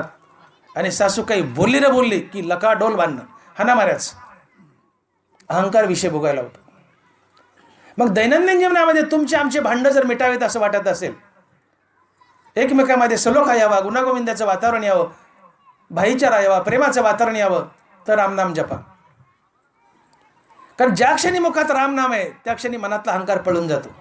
रामनाम थांबलं की पुन्हा अहंकार येतो. उचलली या प्राणासरशी इंद्रिय निगती जैसी, तैसा मनोबुद्धीपासी अहंकारू ये. ज्ञानोबा आहे, मन आणि बुद्धी म्हटलं आणि त्या मनात रामनाम नसेल तर तिथं अहंकार आलाच, आणि तो विषय भोगायला लावणार आणि भांडणच करायला लावणार, पाप पुण्याची निर्मिती करणार आणि संसारात बांधणार. पण मुखात रामनाम आहे, अहंकार मरतो तेवढ्या काळाकरता.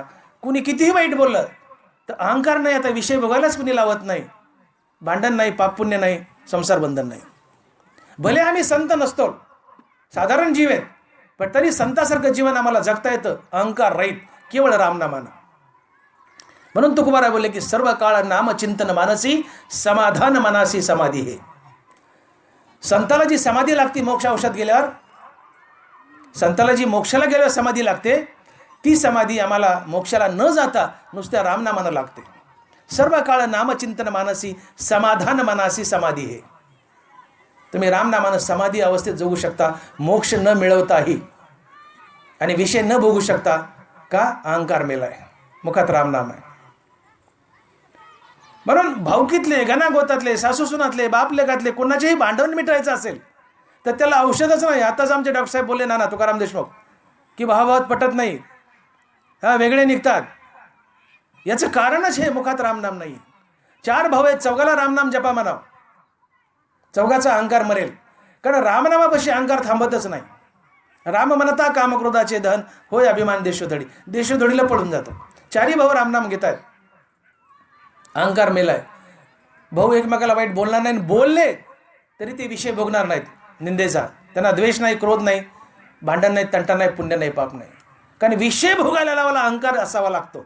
रामनामानं अहंकार मेला तर विषय कोण भोगायला होईल? वाईट बोलणार नाही, बोलले तर क्रोध येणार नाही. मग भावातले भांडण मिटवायचे ना, फक्त रामनाम मुखात धारण करा, याशिवाय दुसरं औषध नाही. नसता तुमच्या काठ्या कोरड्या चालूच राहणार आहेत. रामनामापासून वंचित असाल, दूर असाल तर याला एकच औषध, रामनाम. का रामनामानं अहंकार मरतो, अहंकार मेला की अहंकार विषय भोगायला होतो. तो अहंकार आता नाही, विषय भोग नाही, राग द्वेष नाही, पुण्य नाही, पाप नाही, भांडण नाही, तंटा नाही, संसार बंधन नाही, काही नाही. आम्ही संतासारखं जगू शकतो. रामनाम मुखात धारण करा, ते सातत्यानं करा. आणि म्हणून अगर रिकामा अर्धघडी उगस लिहिलंय का? नाही तर ज्ञानोबा म्हणले असे तासाला एकदा रामनाम म्हण, पण नाही, रिकामा अर्धघडी. कारण रामनाम थांबलं की अहंकार पेटून उठला, तैसा मनोबुद्धीपाशी अहंकार होईल. रामनाम थांबलं की मनात आणि बुद्धीत अहंकार आलाच, आणि अहंकार म्हणलं की पुढची प्रक्रिया आलीच. मी 1000 वेळेस सांगितली समजावून, ही पुढची विषयभोगाची प्रक्रिया आलीच.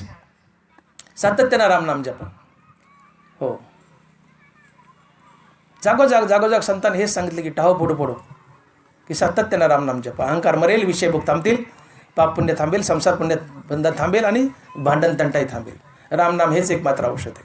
आणि म्हणून नाथानं 108 वेळा पठाण थुकूनही नाथांना क्रोध आला नाही. तुकोबारायच्या पत्नी जिजाबाई सगळ्याच्या पाठातला ऐकल्यातला दृष्टांत. जिजाबाईंनी जेवण केले, जेवणात मीठ कमी आहे. पंक्तीला भाऊ आणि तुकोबाराय जेवतायत. तुकोबारायांनी जेवण केलं आणि उठून निघाले आणि तेवढ्या जिजाबाई जेवायला बसल्यात. जिजाबाईने घास तोंडात घातला की आळणी लागलं. जिजाबाई उठली आणि बॉला धरलं, उपरण्याला. बॉ थांबा म्हणली. जिजाबाई बॉ म्हणायची, बॉ थांबा. अहो माझा भाऊ पाहुणा होता म्हणली, त्याला कळालं नाही, केवळ लाज वाटली सांगायला.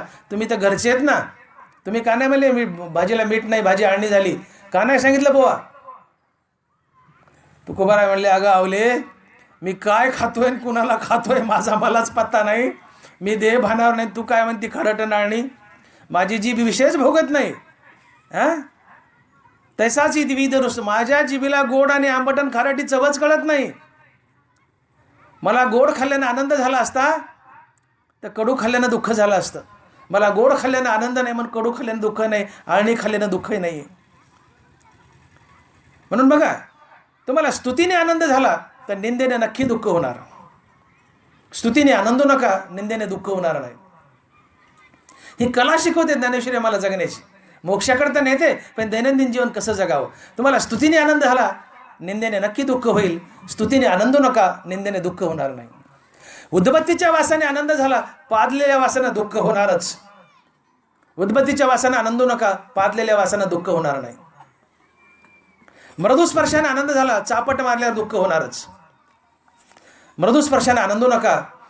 चापट काय, मोटरसायकलची धडक जरी बसली तरी तुम्हाला दुःख होणार नाही, तुम्ही भांडणार नाहीत. उलट त्या धडक मारणाला उठून उभं कराल. उठ बाबा, तुला लागलं का, तुझी गाडी मोडली का, जा. अहंकार मेलाय. मुखात रामनाम आहे, अहंकार मेलाय. मृदू विषय भोगायचा नाही, कठीण विषय भोगायचा नाही. मृदू स्पर्शाने आनंद आहे, कठीण स्पर्शाने दुःख आहे.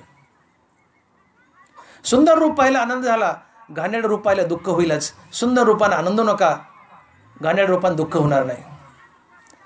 आणि हे करू नका असं आपल्या जीवनात यावं तर त्यासाठी अहंकार मारा. आणि अहंकार मारण्यासाठी रामनाम हेच एक औषध आहे. का रामनामानं अहंकार, जेव्हा रामनाम चालू आहे तेवढ्या काळाकरता अहंकार पळून जातो. तुम्ही निराहंकार असता. अहंकार गेला की आतून डुसणी मारायला कुणी नाही, विषय भोगायला. विषय थांबला. रामनामुळे अहंकार मेला, अहंकारामुळे विषयभोग संपले. विषयभोग संपले, रागद्वेष गेले, पुण्यपाप गेलं, संसार बंधन गेलं. जीवनात सुख नाही, दुःख नाही, निखळ आत्मानंद आहे.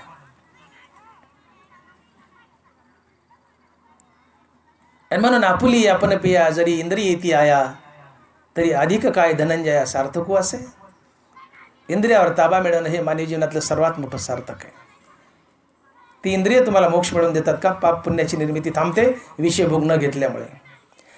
ही इंद्रिय कशी जिंकावी शेवटच्या 5-10 मिनिटात सांगून आपण थांबूया. ही विषय कशी जिंकावीत.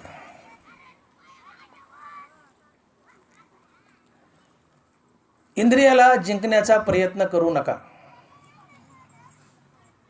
इंद्रिय फार बलवान आहेत. त्याला जिंकण्यासाठी जितक्या युक्त्या कराल तितकी ते पेटून उठतील. स्प्रिंग जितकी जोरात दाबावी आणि सोडली की तितक्या ताकदीनं वर येते. इंद्रियाला जिंकण्याचा प्रयत्न केला, इंद्रिय तितके खवळतील आणि पुन्हा विषयाकडे नेतील. म्हणून इंद्रियाला कंट्रोल करण्याच्या किंवा ताब्यात घेण्याच्या प्रयत्नात पडूच नका. इंद्रिय हे सैन्य आहे आणि मन इंद्रियाचा राजा आहे. लढाईमध्ये विरोधी पक्षाचा प्रामुख्याने राजावर डोळा असतो. राजा ताब्यात आला की सैन्य आपाप तलवार टाकतं, सैन्य ताब्यात येतं. राजाला ताब्यात घ्या. मन हे इंद्रियाचा राजा आहे आणि इंद्रिय मनाचं सैन्य आहे. मनाला ताब्यात घ्या. मन ताब्यात आलं, मनरूपी राजा ताब्यात आला की इंद्रियरूपी सैन्य आपाप ताब्यात येतं. त्याला वेगळं ताब्यात घेण्याची गरज नाही. इंद्रिय आपाप जिंकल्या जातात. आणि म्हणून ज्ञानाबाई बोलले की तैसे मनपण मोडे इंद्रिया ते आधीच उबडे, जैसे सूत्रधारे विन साई खडे वाहो जैसे. ज्ञानोबा मनपण मोडे इंद्रिया ते आधीच उबडे, सूत्रधारे विन साई खडे वाहो जैसे. त्या कळसूत्री बाहुल्याचा खेळ असतो आणि त्या बाहुल्याला दोरे असतात. बाहुल्या चांगल्या दोरा बांधलेला आहे, पण ज्या बोटावर दोऱ्या आणि त्या बाहुल्या नाचवल्या जातात, सूत्रधारच नाहीये, तर त्या बाहुल्या उतान्या पडतात. तसा मनाचा मनपणा मोडा आहे, इंद्रिय उतानी पडतात. ज्ञानोबा बोलतात तसे मनपण मोडे इंद्रिया ते आधीच उबडे, सूत्रधारे विन साईकडे वाहो जैशी. उबडे म्हणजे उतानं पडणं. बाहुली आहे, तिला दोरा आहे, पण बोटावर खेळणारा सूत्रधार नाहीये, बाहुल्या उतान्या पडतात. इंद्रियाला खेळवणारा जो राजा आहे मनरूपी, तोच मेला आहे, ही इंद्रिय उतानी पडतात. अर्थात मन मेलं की इंद्रिय आपाप ताब्यात येतात, कारण इंद्रियाच्या व्यवहाराला मन कारणीभूत. ज्ञानोबा बोलतात तसे मन हे पांडवा, मूळ या इंद्रिया भावा, हेची रहाटे आगवाद्वारी ये. जी वेळी जैसे आत होऊन असे, बाहेरी येतेसे व्यापार रूपे. वांचुनी मनीच नाही ते वाचेसे उमटेले काही, बीजेवनी भुई अंकुर असे. मग जे वेळी जैसे आत होऊन असे, बाहेर येतेसे व्यापार रूपे. ज्ञानोबा इंद्रिय मनाच्या दारात उभा राहतं आणि इंद्रियाला आवाज देतं य, आणि विषयात ढकलतं आणि मजा मारतं. इंद्रियाच्या प्रत्येक क्रियेशी कारणीभूत कोण असेल तर मन आहे. मनात जी वासना असेल ती इंद्रियाद्वारे प्रकट होते. जमिनीत जर बी पेरलं तर अंकुर येईल, जमिनीत पेरलंच नाही तर अंकुर कुठून येईल? मनातच विषय भोग नाही, मनच मेल आहे, तर इंद्रियात विषय भोग कुठून येणार? बीजे म्हणे भुई अंकुर असे, पवऱ्यात नाही तर आडात कुठून येणार? आणि म्हणून विषयाला जिंकायचं नाही, इंद्रियाला जिंकायचं नाही, मनाला जिंकायचं. मन मेलं की इंद्रिय आपाप ताब्यात येतात, आणि इंद्रिय ताब्यात आले की विषय भोग थांबतात, पुण्य पापाची निर्मिती थांबते, संसार बंधन थांबतं. हे मन कसं ताब्यात घ्यायचं? शेवटचे 5 मिनिट. मन कसं ताब्यात घ्यायचं?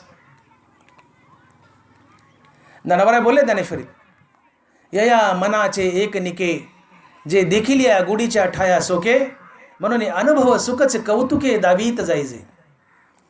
या मनाच्या सगळ्या सवयी वाईट आहेत, याची एकच सवय चांगली आहे. याला जी वस्तू पुन्हा पुन्हा दाखवावी ते तिकडं जायला सोकतं. याला रोज सिनेमा दाखवा, हे सिनेमाला सोकेल. याला रोज तमाशा दाखवा, हे तमाशाला सोकेल. याला रोज हरिनाम दाखवा, हे हरिनामालाही सोकेल. एवढाच एक चांगुलपणा, चांगला गुण मनात आहे. याला रोज वाईट दाखवा, वाईटाकडे पडेल. याला रोज चांगलं दाखवा, हे चांगल्याकडेही पडेल. एवढाच एक चांगला गुण मनाचा आहे. या मनाचे एक निके, जे देखील या गुढीच्या ठाया सोके, म्हणून अनुभव सुखाची कौतुके दावीत जायचे.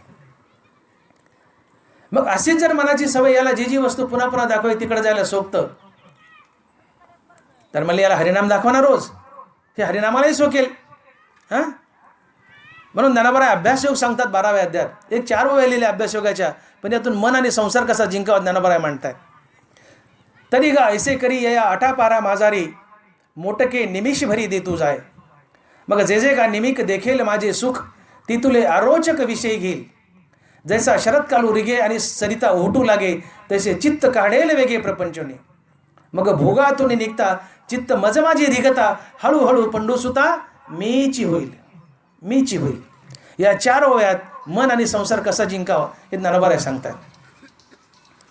या 8 पारा माझारी, दिवसाचे 8 पार आहेत, त्यातल्या कुठल्या एका पारात एकदा राम म्हणा, मोटके निमिषभरी दे तुझा, एकदा राम म्हणा. उद्या 2दा म्हणा, परवा 3दा म्हणा, 4दा म्हणा, रामनाम वाढवत जा. याला चिंचेचं बोटूक दाखवा, गोलवा. आणि या मनाची सवय, जी वस्तू याला पुन्हा पुन्हा दाखवावी त्याची याला चटक लागते. याला रोज थोडं थोडं थोडं थोडं रामनाम दाखवा. अभ्यास म्हणजे सराव, प्रॅक्टिस. गाडी शिकतो आपण, मोटरसायकल आपटतो उठतो पडतो, आपटतो उठतो, पण शिकतो. अभ्यास म्हणजे प्रयत्न, सराव, प्रॅक्टिस. या मनाला प्रॅक्टिस करायला हवं हरिनामाची. थोडी थोडी रोज हरिनाम दाखवा. एक वेळ असेल याला जी वस्तू पुन्हा पुन्हा दाखवली त्या वस्तूकडे जायला चटावतं, सोपतं. हे हरिनामाला चटावेल आणि याला हरिनामात गुढी दिसू लागेल. मग ज्ञानोबा जे जे का निमिक देखेल माझे सुख, ती तुले आरोचक विषयी घेईल. याला हरिनामात पुन्हा पुन्हा हरिनाम दाखवल्यामुळे हरिनामात गोडी दिसेल, आनंद दिसेल, आणि हरिनामातही गोडी आहे. ह्याला कळालं की हरिनामाला चाटावल आणि त्याला विषयाचा आणि संसाराचा तिटकारा येईल. जे जे का निमिक देखेल माझे सुख, ती तुले अरोचक विषयी घेईल. अरोचक म्हणजे तिटकारा, त्याला विषयाचा तिटकारा येईल हरिनामातली गोडी सापडली की. आणि मग शरद कालू रिगे आणि सरिता उहटू लागे, तसे चित्त काढेल वेगे प्रपंचने. नद्या जसे आटू लागतात, पावसाळा संपला आणि उन्हाळा आला की नद्या आटू लागतात, तसे हरिनामात गोडी सापडली. हरिनामात गोडी सापडलं की चित्त हे प्रपंचाला आटू लागतं. आणि प्रपंचाला चित्त आटणं, प्रपंचाचा आणि विषयाचा तिटकारा येणं म्हणजेच वैराग्य. आणि या वैराग्याने देव मिळतो. ते हे विषय वैराग्य जे आत्मलाभाचे भाग्य, याने ब्रह्मानंदायोगी जीव होते. आणि म्हणून मनाला ताब्यात घ्यायचंय तर ज्ञानोबा अभ्यासयोग सांगतात. आणि अभ्यासयोगाने मन ताब्यात येतं. आणि मन ताब्यात आलं रामनामानं मन ताब्यात येतं. आणि मन ताब्यात आलं की इंद्रिय आपोआप ताब्यात येतात. इंद्रिय ताब्यात आले की विषयभोग थांबतात. विषयभोग थांबले की रागद्वेष थांबतात, पुण्यपाप थांबतं आणि संसार बंधन संपतं. सद्गुरू शोधत येतो आणि तुम्हाला मोक्ष मिळवून देतो. परंतु या सगळ्या प्रक्रियेमध्ये आम्ही ज्ञानोबा कुठं कुठं आमच्या चुका दाखवतात की साधक मनुष्य, ज्ञानोबा बोलले, श्रोत्रादी इंद्रिय आवरती परी रसने नियमून करती, ते सहस्रदा कवळी जिती विषयी. ना तरी वरी पालवी खुडेजाने मुळी तरी उदक घालीजे, ते तर कैसेनी नासून निपजे वृक्षातया. हे उदकाचे निबळे अधिके, आडवेनी अंगे फाके, तसा मानसी विषय पोखे रसनेद्वारे.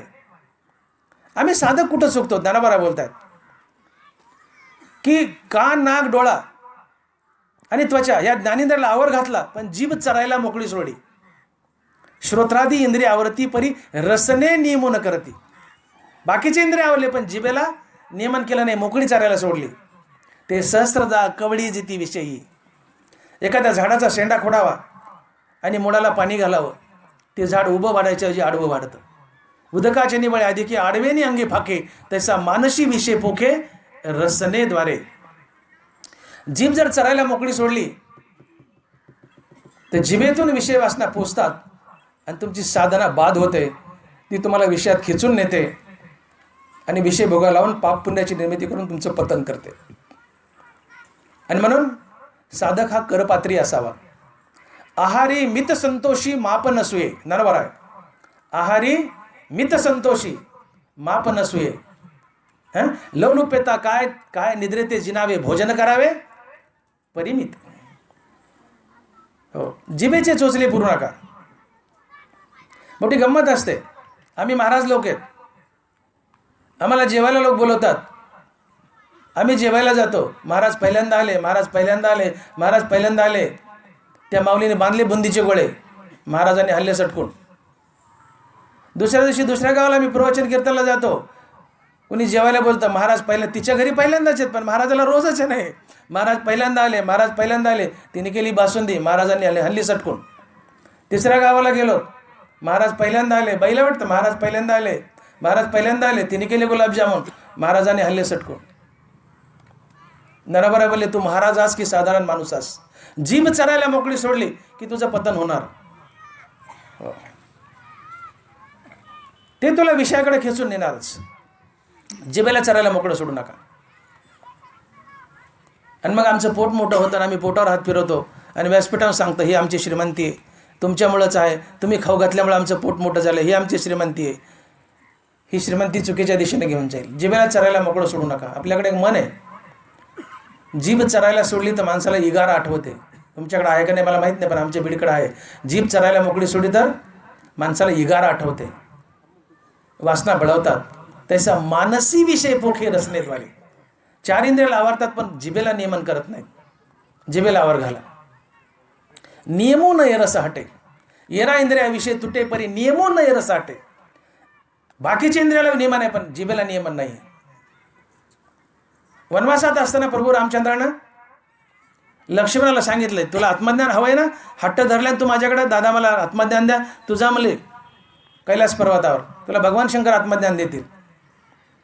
हा गेला आणि हा कैलास पर्वतावर येतो हे भगवान शंकरानं ओळखलं, त्यावेळेस भगवान शंकर विवस्त्र झाले आणि एका हातात जीभ धरली आणि एका हातात लघवीची जागा धरली आणि हा प्रकार लक्ष्मणानं पाहिला. डोळे झाकले, म्हणले काय केळस म्हणा देव हा. माघारी आल्यावर रामचंद्राकडे तक्रार करू लागला. म्हणले देवा दादा म्हणले असं असं केलं भगवान शंकराने, असं असतं का कुठं. अरे म्हणले वेड्या लक्ष्मणा, तुला त्यांनी आत्मज्ञान शिकवलं. म्हणले कसं. त्यांनी सांगितलं की जो साधक आपल्या जिभेला लघवीच्या जागेला आवर घालतो फक्त त्यालाच आणि त्यालाच लवकर आत्मज्ञान होतं. हा तुला संकेत दिला आहे, जिभेला आवर घाला. जीभ चरायला मोकळी सोडली ती पतन करते. तसा मानसी विषय फुके रचनेद्वारे इंद्रिय धोके देतील. सांगा मला सर्पासोबत खेळता येईल. हां दरबारा बोले सांगे सर्पे संगे खेळो येईल, व्याघ्र संसर्ग सिद्धी जाईल, हालाहाल जिरेल सेवेलिया काय. हालाहाल विष पिलात पचेल नाही ते मारेल. वाघाची मैत्री केली कडीला जाईल, तो खाऊन टाकेल. सापासोबत खेळायला जमेल, तो चावेल मारेल. सर्पे संगो खेळो येईल, व्याघ्र संसर्ग सिद्धी जाईल, हालाहाल जिरेल सेवेलिया काय. सहजे खेळता अग्नी लागला, मग तो जैसा न सावरे उधवला, तैसा इंद्रिया लळा दिदला भला नोहे. इंद्रियाला लळा लावू नका, इंद्रियाचे चोचले करू नका, जिभेचे चोचले करू नका. आपली साधना कडीला जावं वाटत असेल तर हो आधी जिभेला आवर घाला, किंवा जिभेच्या चरण्यातून विषय वाढतात. बरोबर आहे बोलतात. मानसी विषय पोके रचनेद्वारे. अरे साधारण जीवाचं काय घेऊन बसलाच म्हणले. नरमाय बोलले थडिये नाव ठाकता, जरी वरपडी होय दुर्वाता, चुकविला मागवता आपाओपाय. एखादा साधक आहे, इंद्रिय ताब्यात घेतलीत, मोक्ष मिळवलाय, पण नंतर इंद्रियाला ढिल्लं सोडलंय, मोकळं सोडलंय आणि विषयात चरायले, तर त्याचा मोक्ष भंगतो म्हणले. तो पुन्हा संसारात बांधला जातो आणि सुखदुःखाचे गोते खातो.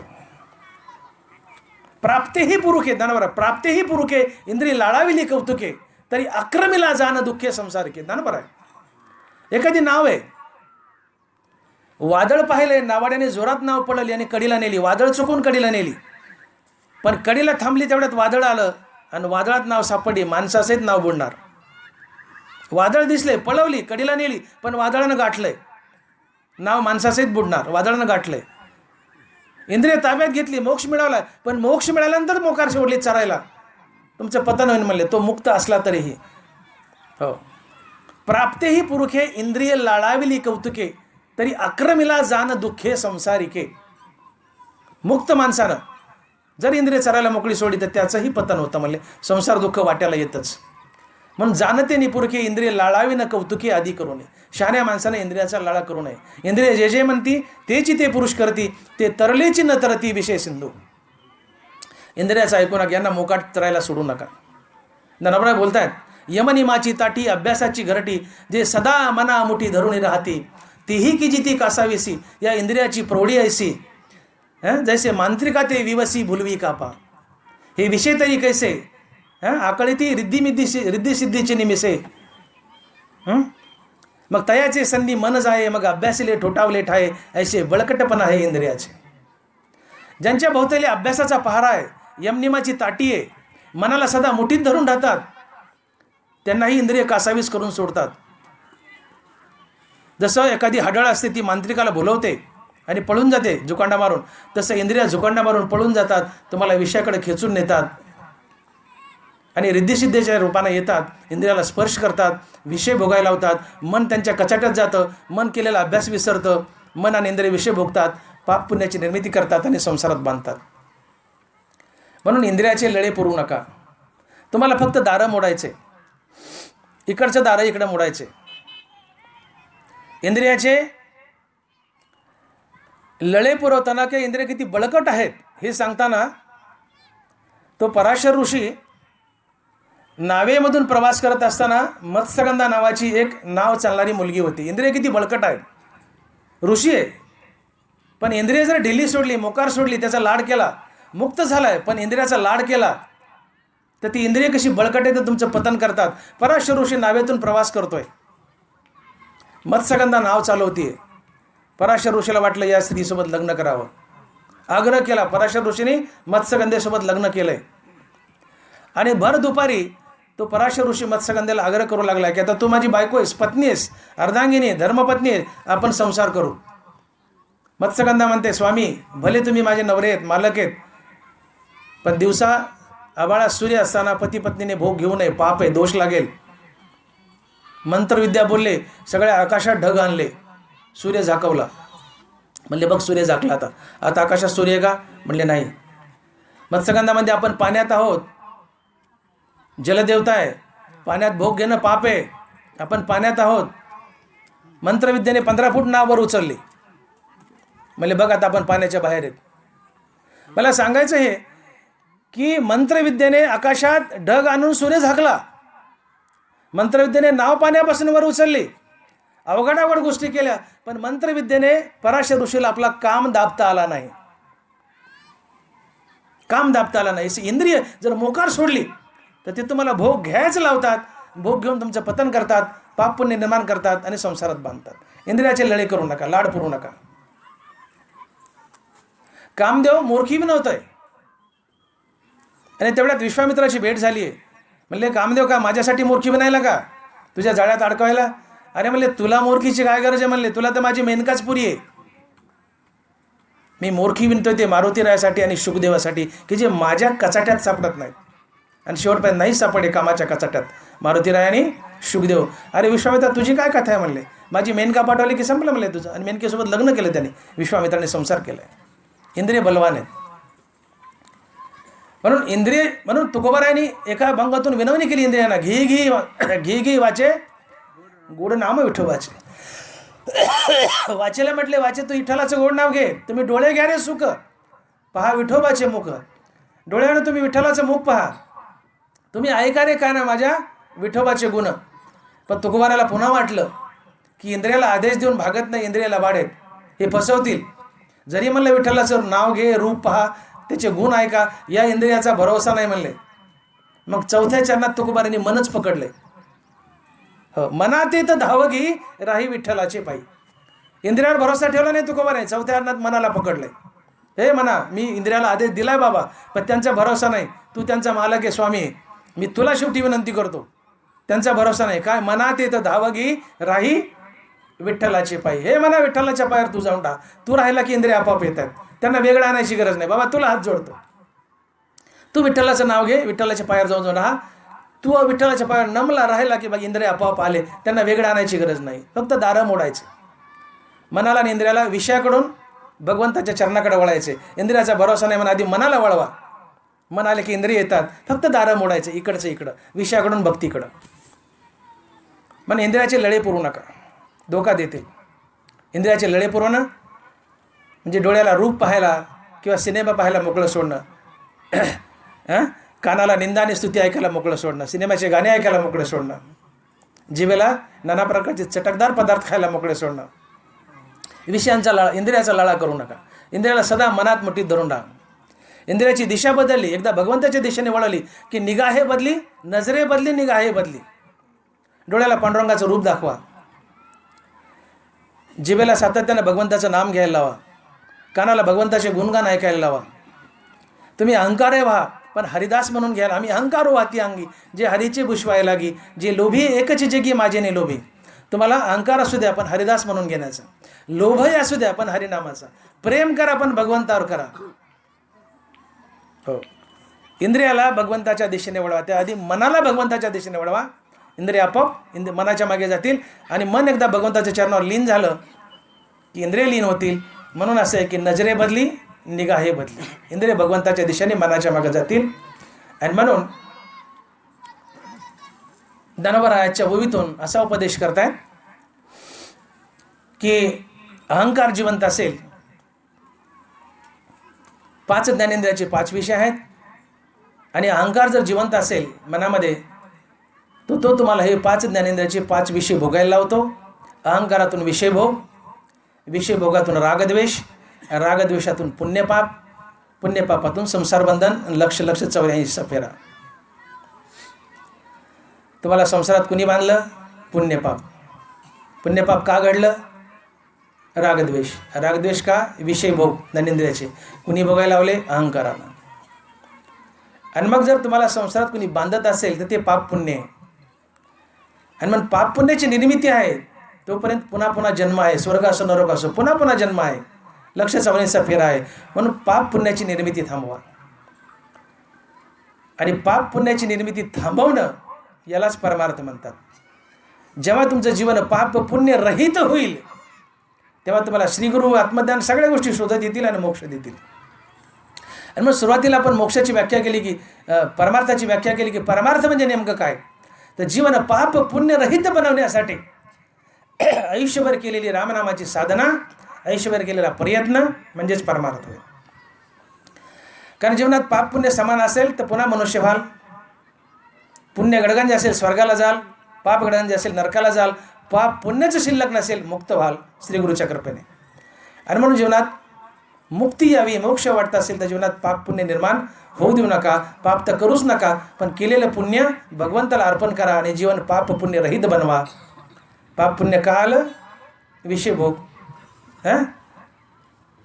अहंकारातून विषय वासना, विषय वासनेतून रागद्वेष, रागद्वेषातून पुण्यपाप, पुण्यपापातून संसार बंधन. म्हणून बेसिक गोष्ट जी आहे, शेवटचे 2 मिनिट, बेसिक गोष्ट जी आहे तर आम्हाला मोक्ष हवा आहे. मोक्ष हवा आहे तर आम्हाला ज्ञानेंद्रिय जिंकावे लागतील. आणि सुरुवातीला आम्ही 2 मुद्दे मांडले की पाप पुण्य आम्हाला संसारात बांधतं, पाप पुण्याची निर्मिती थांबवणं हाच परमार्थ आहे. तर पाप पुण्य संसारात बांधतं ते 2 कारण आहेत. एक ज्ञानेंद्रियाचे विषयभोग आणि दुसरे आम्ही केलेली बरी वाईट कर्म. आपला वेळ संपलेला आहे. बरी वाईट कर्म अजून 1.5 तास 2 तास खातील. भविष्यात पुढच्या वर्षी बोलवलं तर कर्माबद्दल बोलूयात. तूर्त फक्त मी ज्ञानेंद्रियाचे विषय भोगल्यानंतर कसं पाप पुण्य जीवनात येतं हाच विषय मांडला आहे.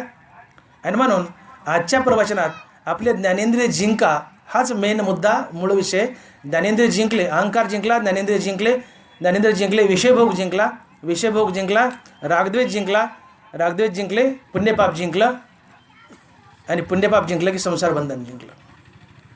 आणि म्हणून तुम्हाला मोक्ष हवा आहे तर अगोदर ज्ञानेंद्रियावर ताबा मिळवा. का ज्ञानेंद्रिय जिंकली की विषयभोग संपले, पुण्यपाप संपलं. आणि मग पुण्यपाप संपलं की मोक्ष मिळतो. पण ते पुण्यपाप थांबण्यासाठी इंद्रिय ताब्यात घ्यावी लागतात. आणि मोक्ष हे मानवी जीवनाचं सगळ्यात मोठं सार्थक आहे. आणि मोक्ष सर्वात मोठं सार्थक हे ज्ञानेंद्रियाच्या जिंकण्यामुळे लाभतं. म्हणून पर्यायानं ज्ञानेंद्रिय जिंकणं हेच मानवी जीवनाचं सगळ्यात मोठं सार्थक आहे. आणि म्हणून ज्ञानोबा बोलत आहेत की बाबांनो आपले ज्ञानेंद्रिय जिंका. ज्ञानेंद्रिय जिंकणं हे मानवी जीवनाचं सगळ्यात मोठं सार्थक आहे. का तर ज्ञानेंद्रिय जिंकले की मोक्ष लाभतो. आणि म्हणून ज्ञानोबा बोलले, म्हणून आपुली आपण पेया जरी इंद्रिय ती आया तरी अधिक काय धनंजया सार्थको असे. पुंडलिक वरदे हरी विठ्ठल. श्री ज्ञानदेव गोपाल कृष्ण भगवान, बावले ज्ञानेश्वर महाराज, जगद्गुरु तुकाराम महाराज की जय, सद्गुरु रामकृष्ण महाराज की जय. आता विश्वात्मके देवे येणे वागेज्ञ तोषावे, तोषो निमज द्यावे. जे खळांची व्यंकटी सांडो तया सत्कर्मी रती वाढो. भूता परस्परे पडो दुरितांचे तिमिर जाओ. विश्वस्वधर्म सूर्य पाहो. जो जे वांछील तो ते लाहो. वर्षत सकळ मंगळी ईश्वरनिष्ठांची मांदी आळी. अनवरत भूमंडळी चला कल्पतरूचे आरव. चेतना चिंतामणीचे गाव. बोलते जे अर्णव. चंद्रमे जे अलांछन. मार्तंड जे तापहीन. ते सर्वाही सदा सज्जन. किंबवना सर्व सुखी. पूर्ण हो नीतीही लोकी. भजी जो आदिपुरुकी. आणि ग्रंथोपजीविये विशेषी लोकीये. द्रष्टा द्रष्ट विजय. येथ म्हणे श्री विश्वेश्वराओ. हा होईल दान पसाओ. येणे वरे ज्ञान देवो. येणे वरे ज्ञान देवो. येणे वरे ज्ञान देवो. पुंडलिक वरदे हरी विठ्ठल. श्री ज्ञानदेव गोपाल कृष्ण भगवान, माऊली ज्ञानेश्वर महाराज, जगद्गुरु तुकाराम महाराज की जय. विठ्ठल विठ्ठल विठ्ठल विठ्ठल.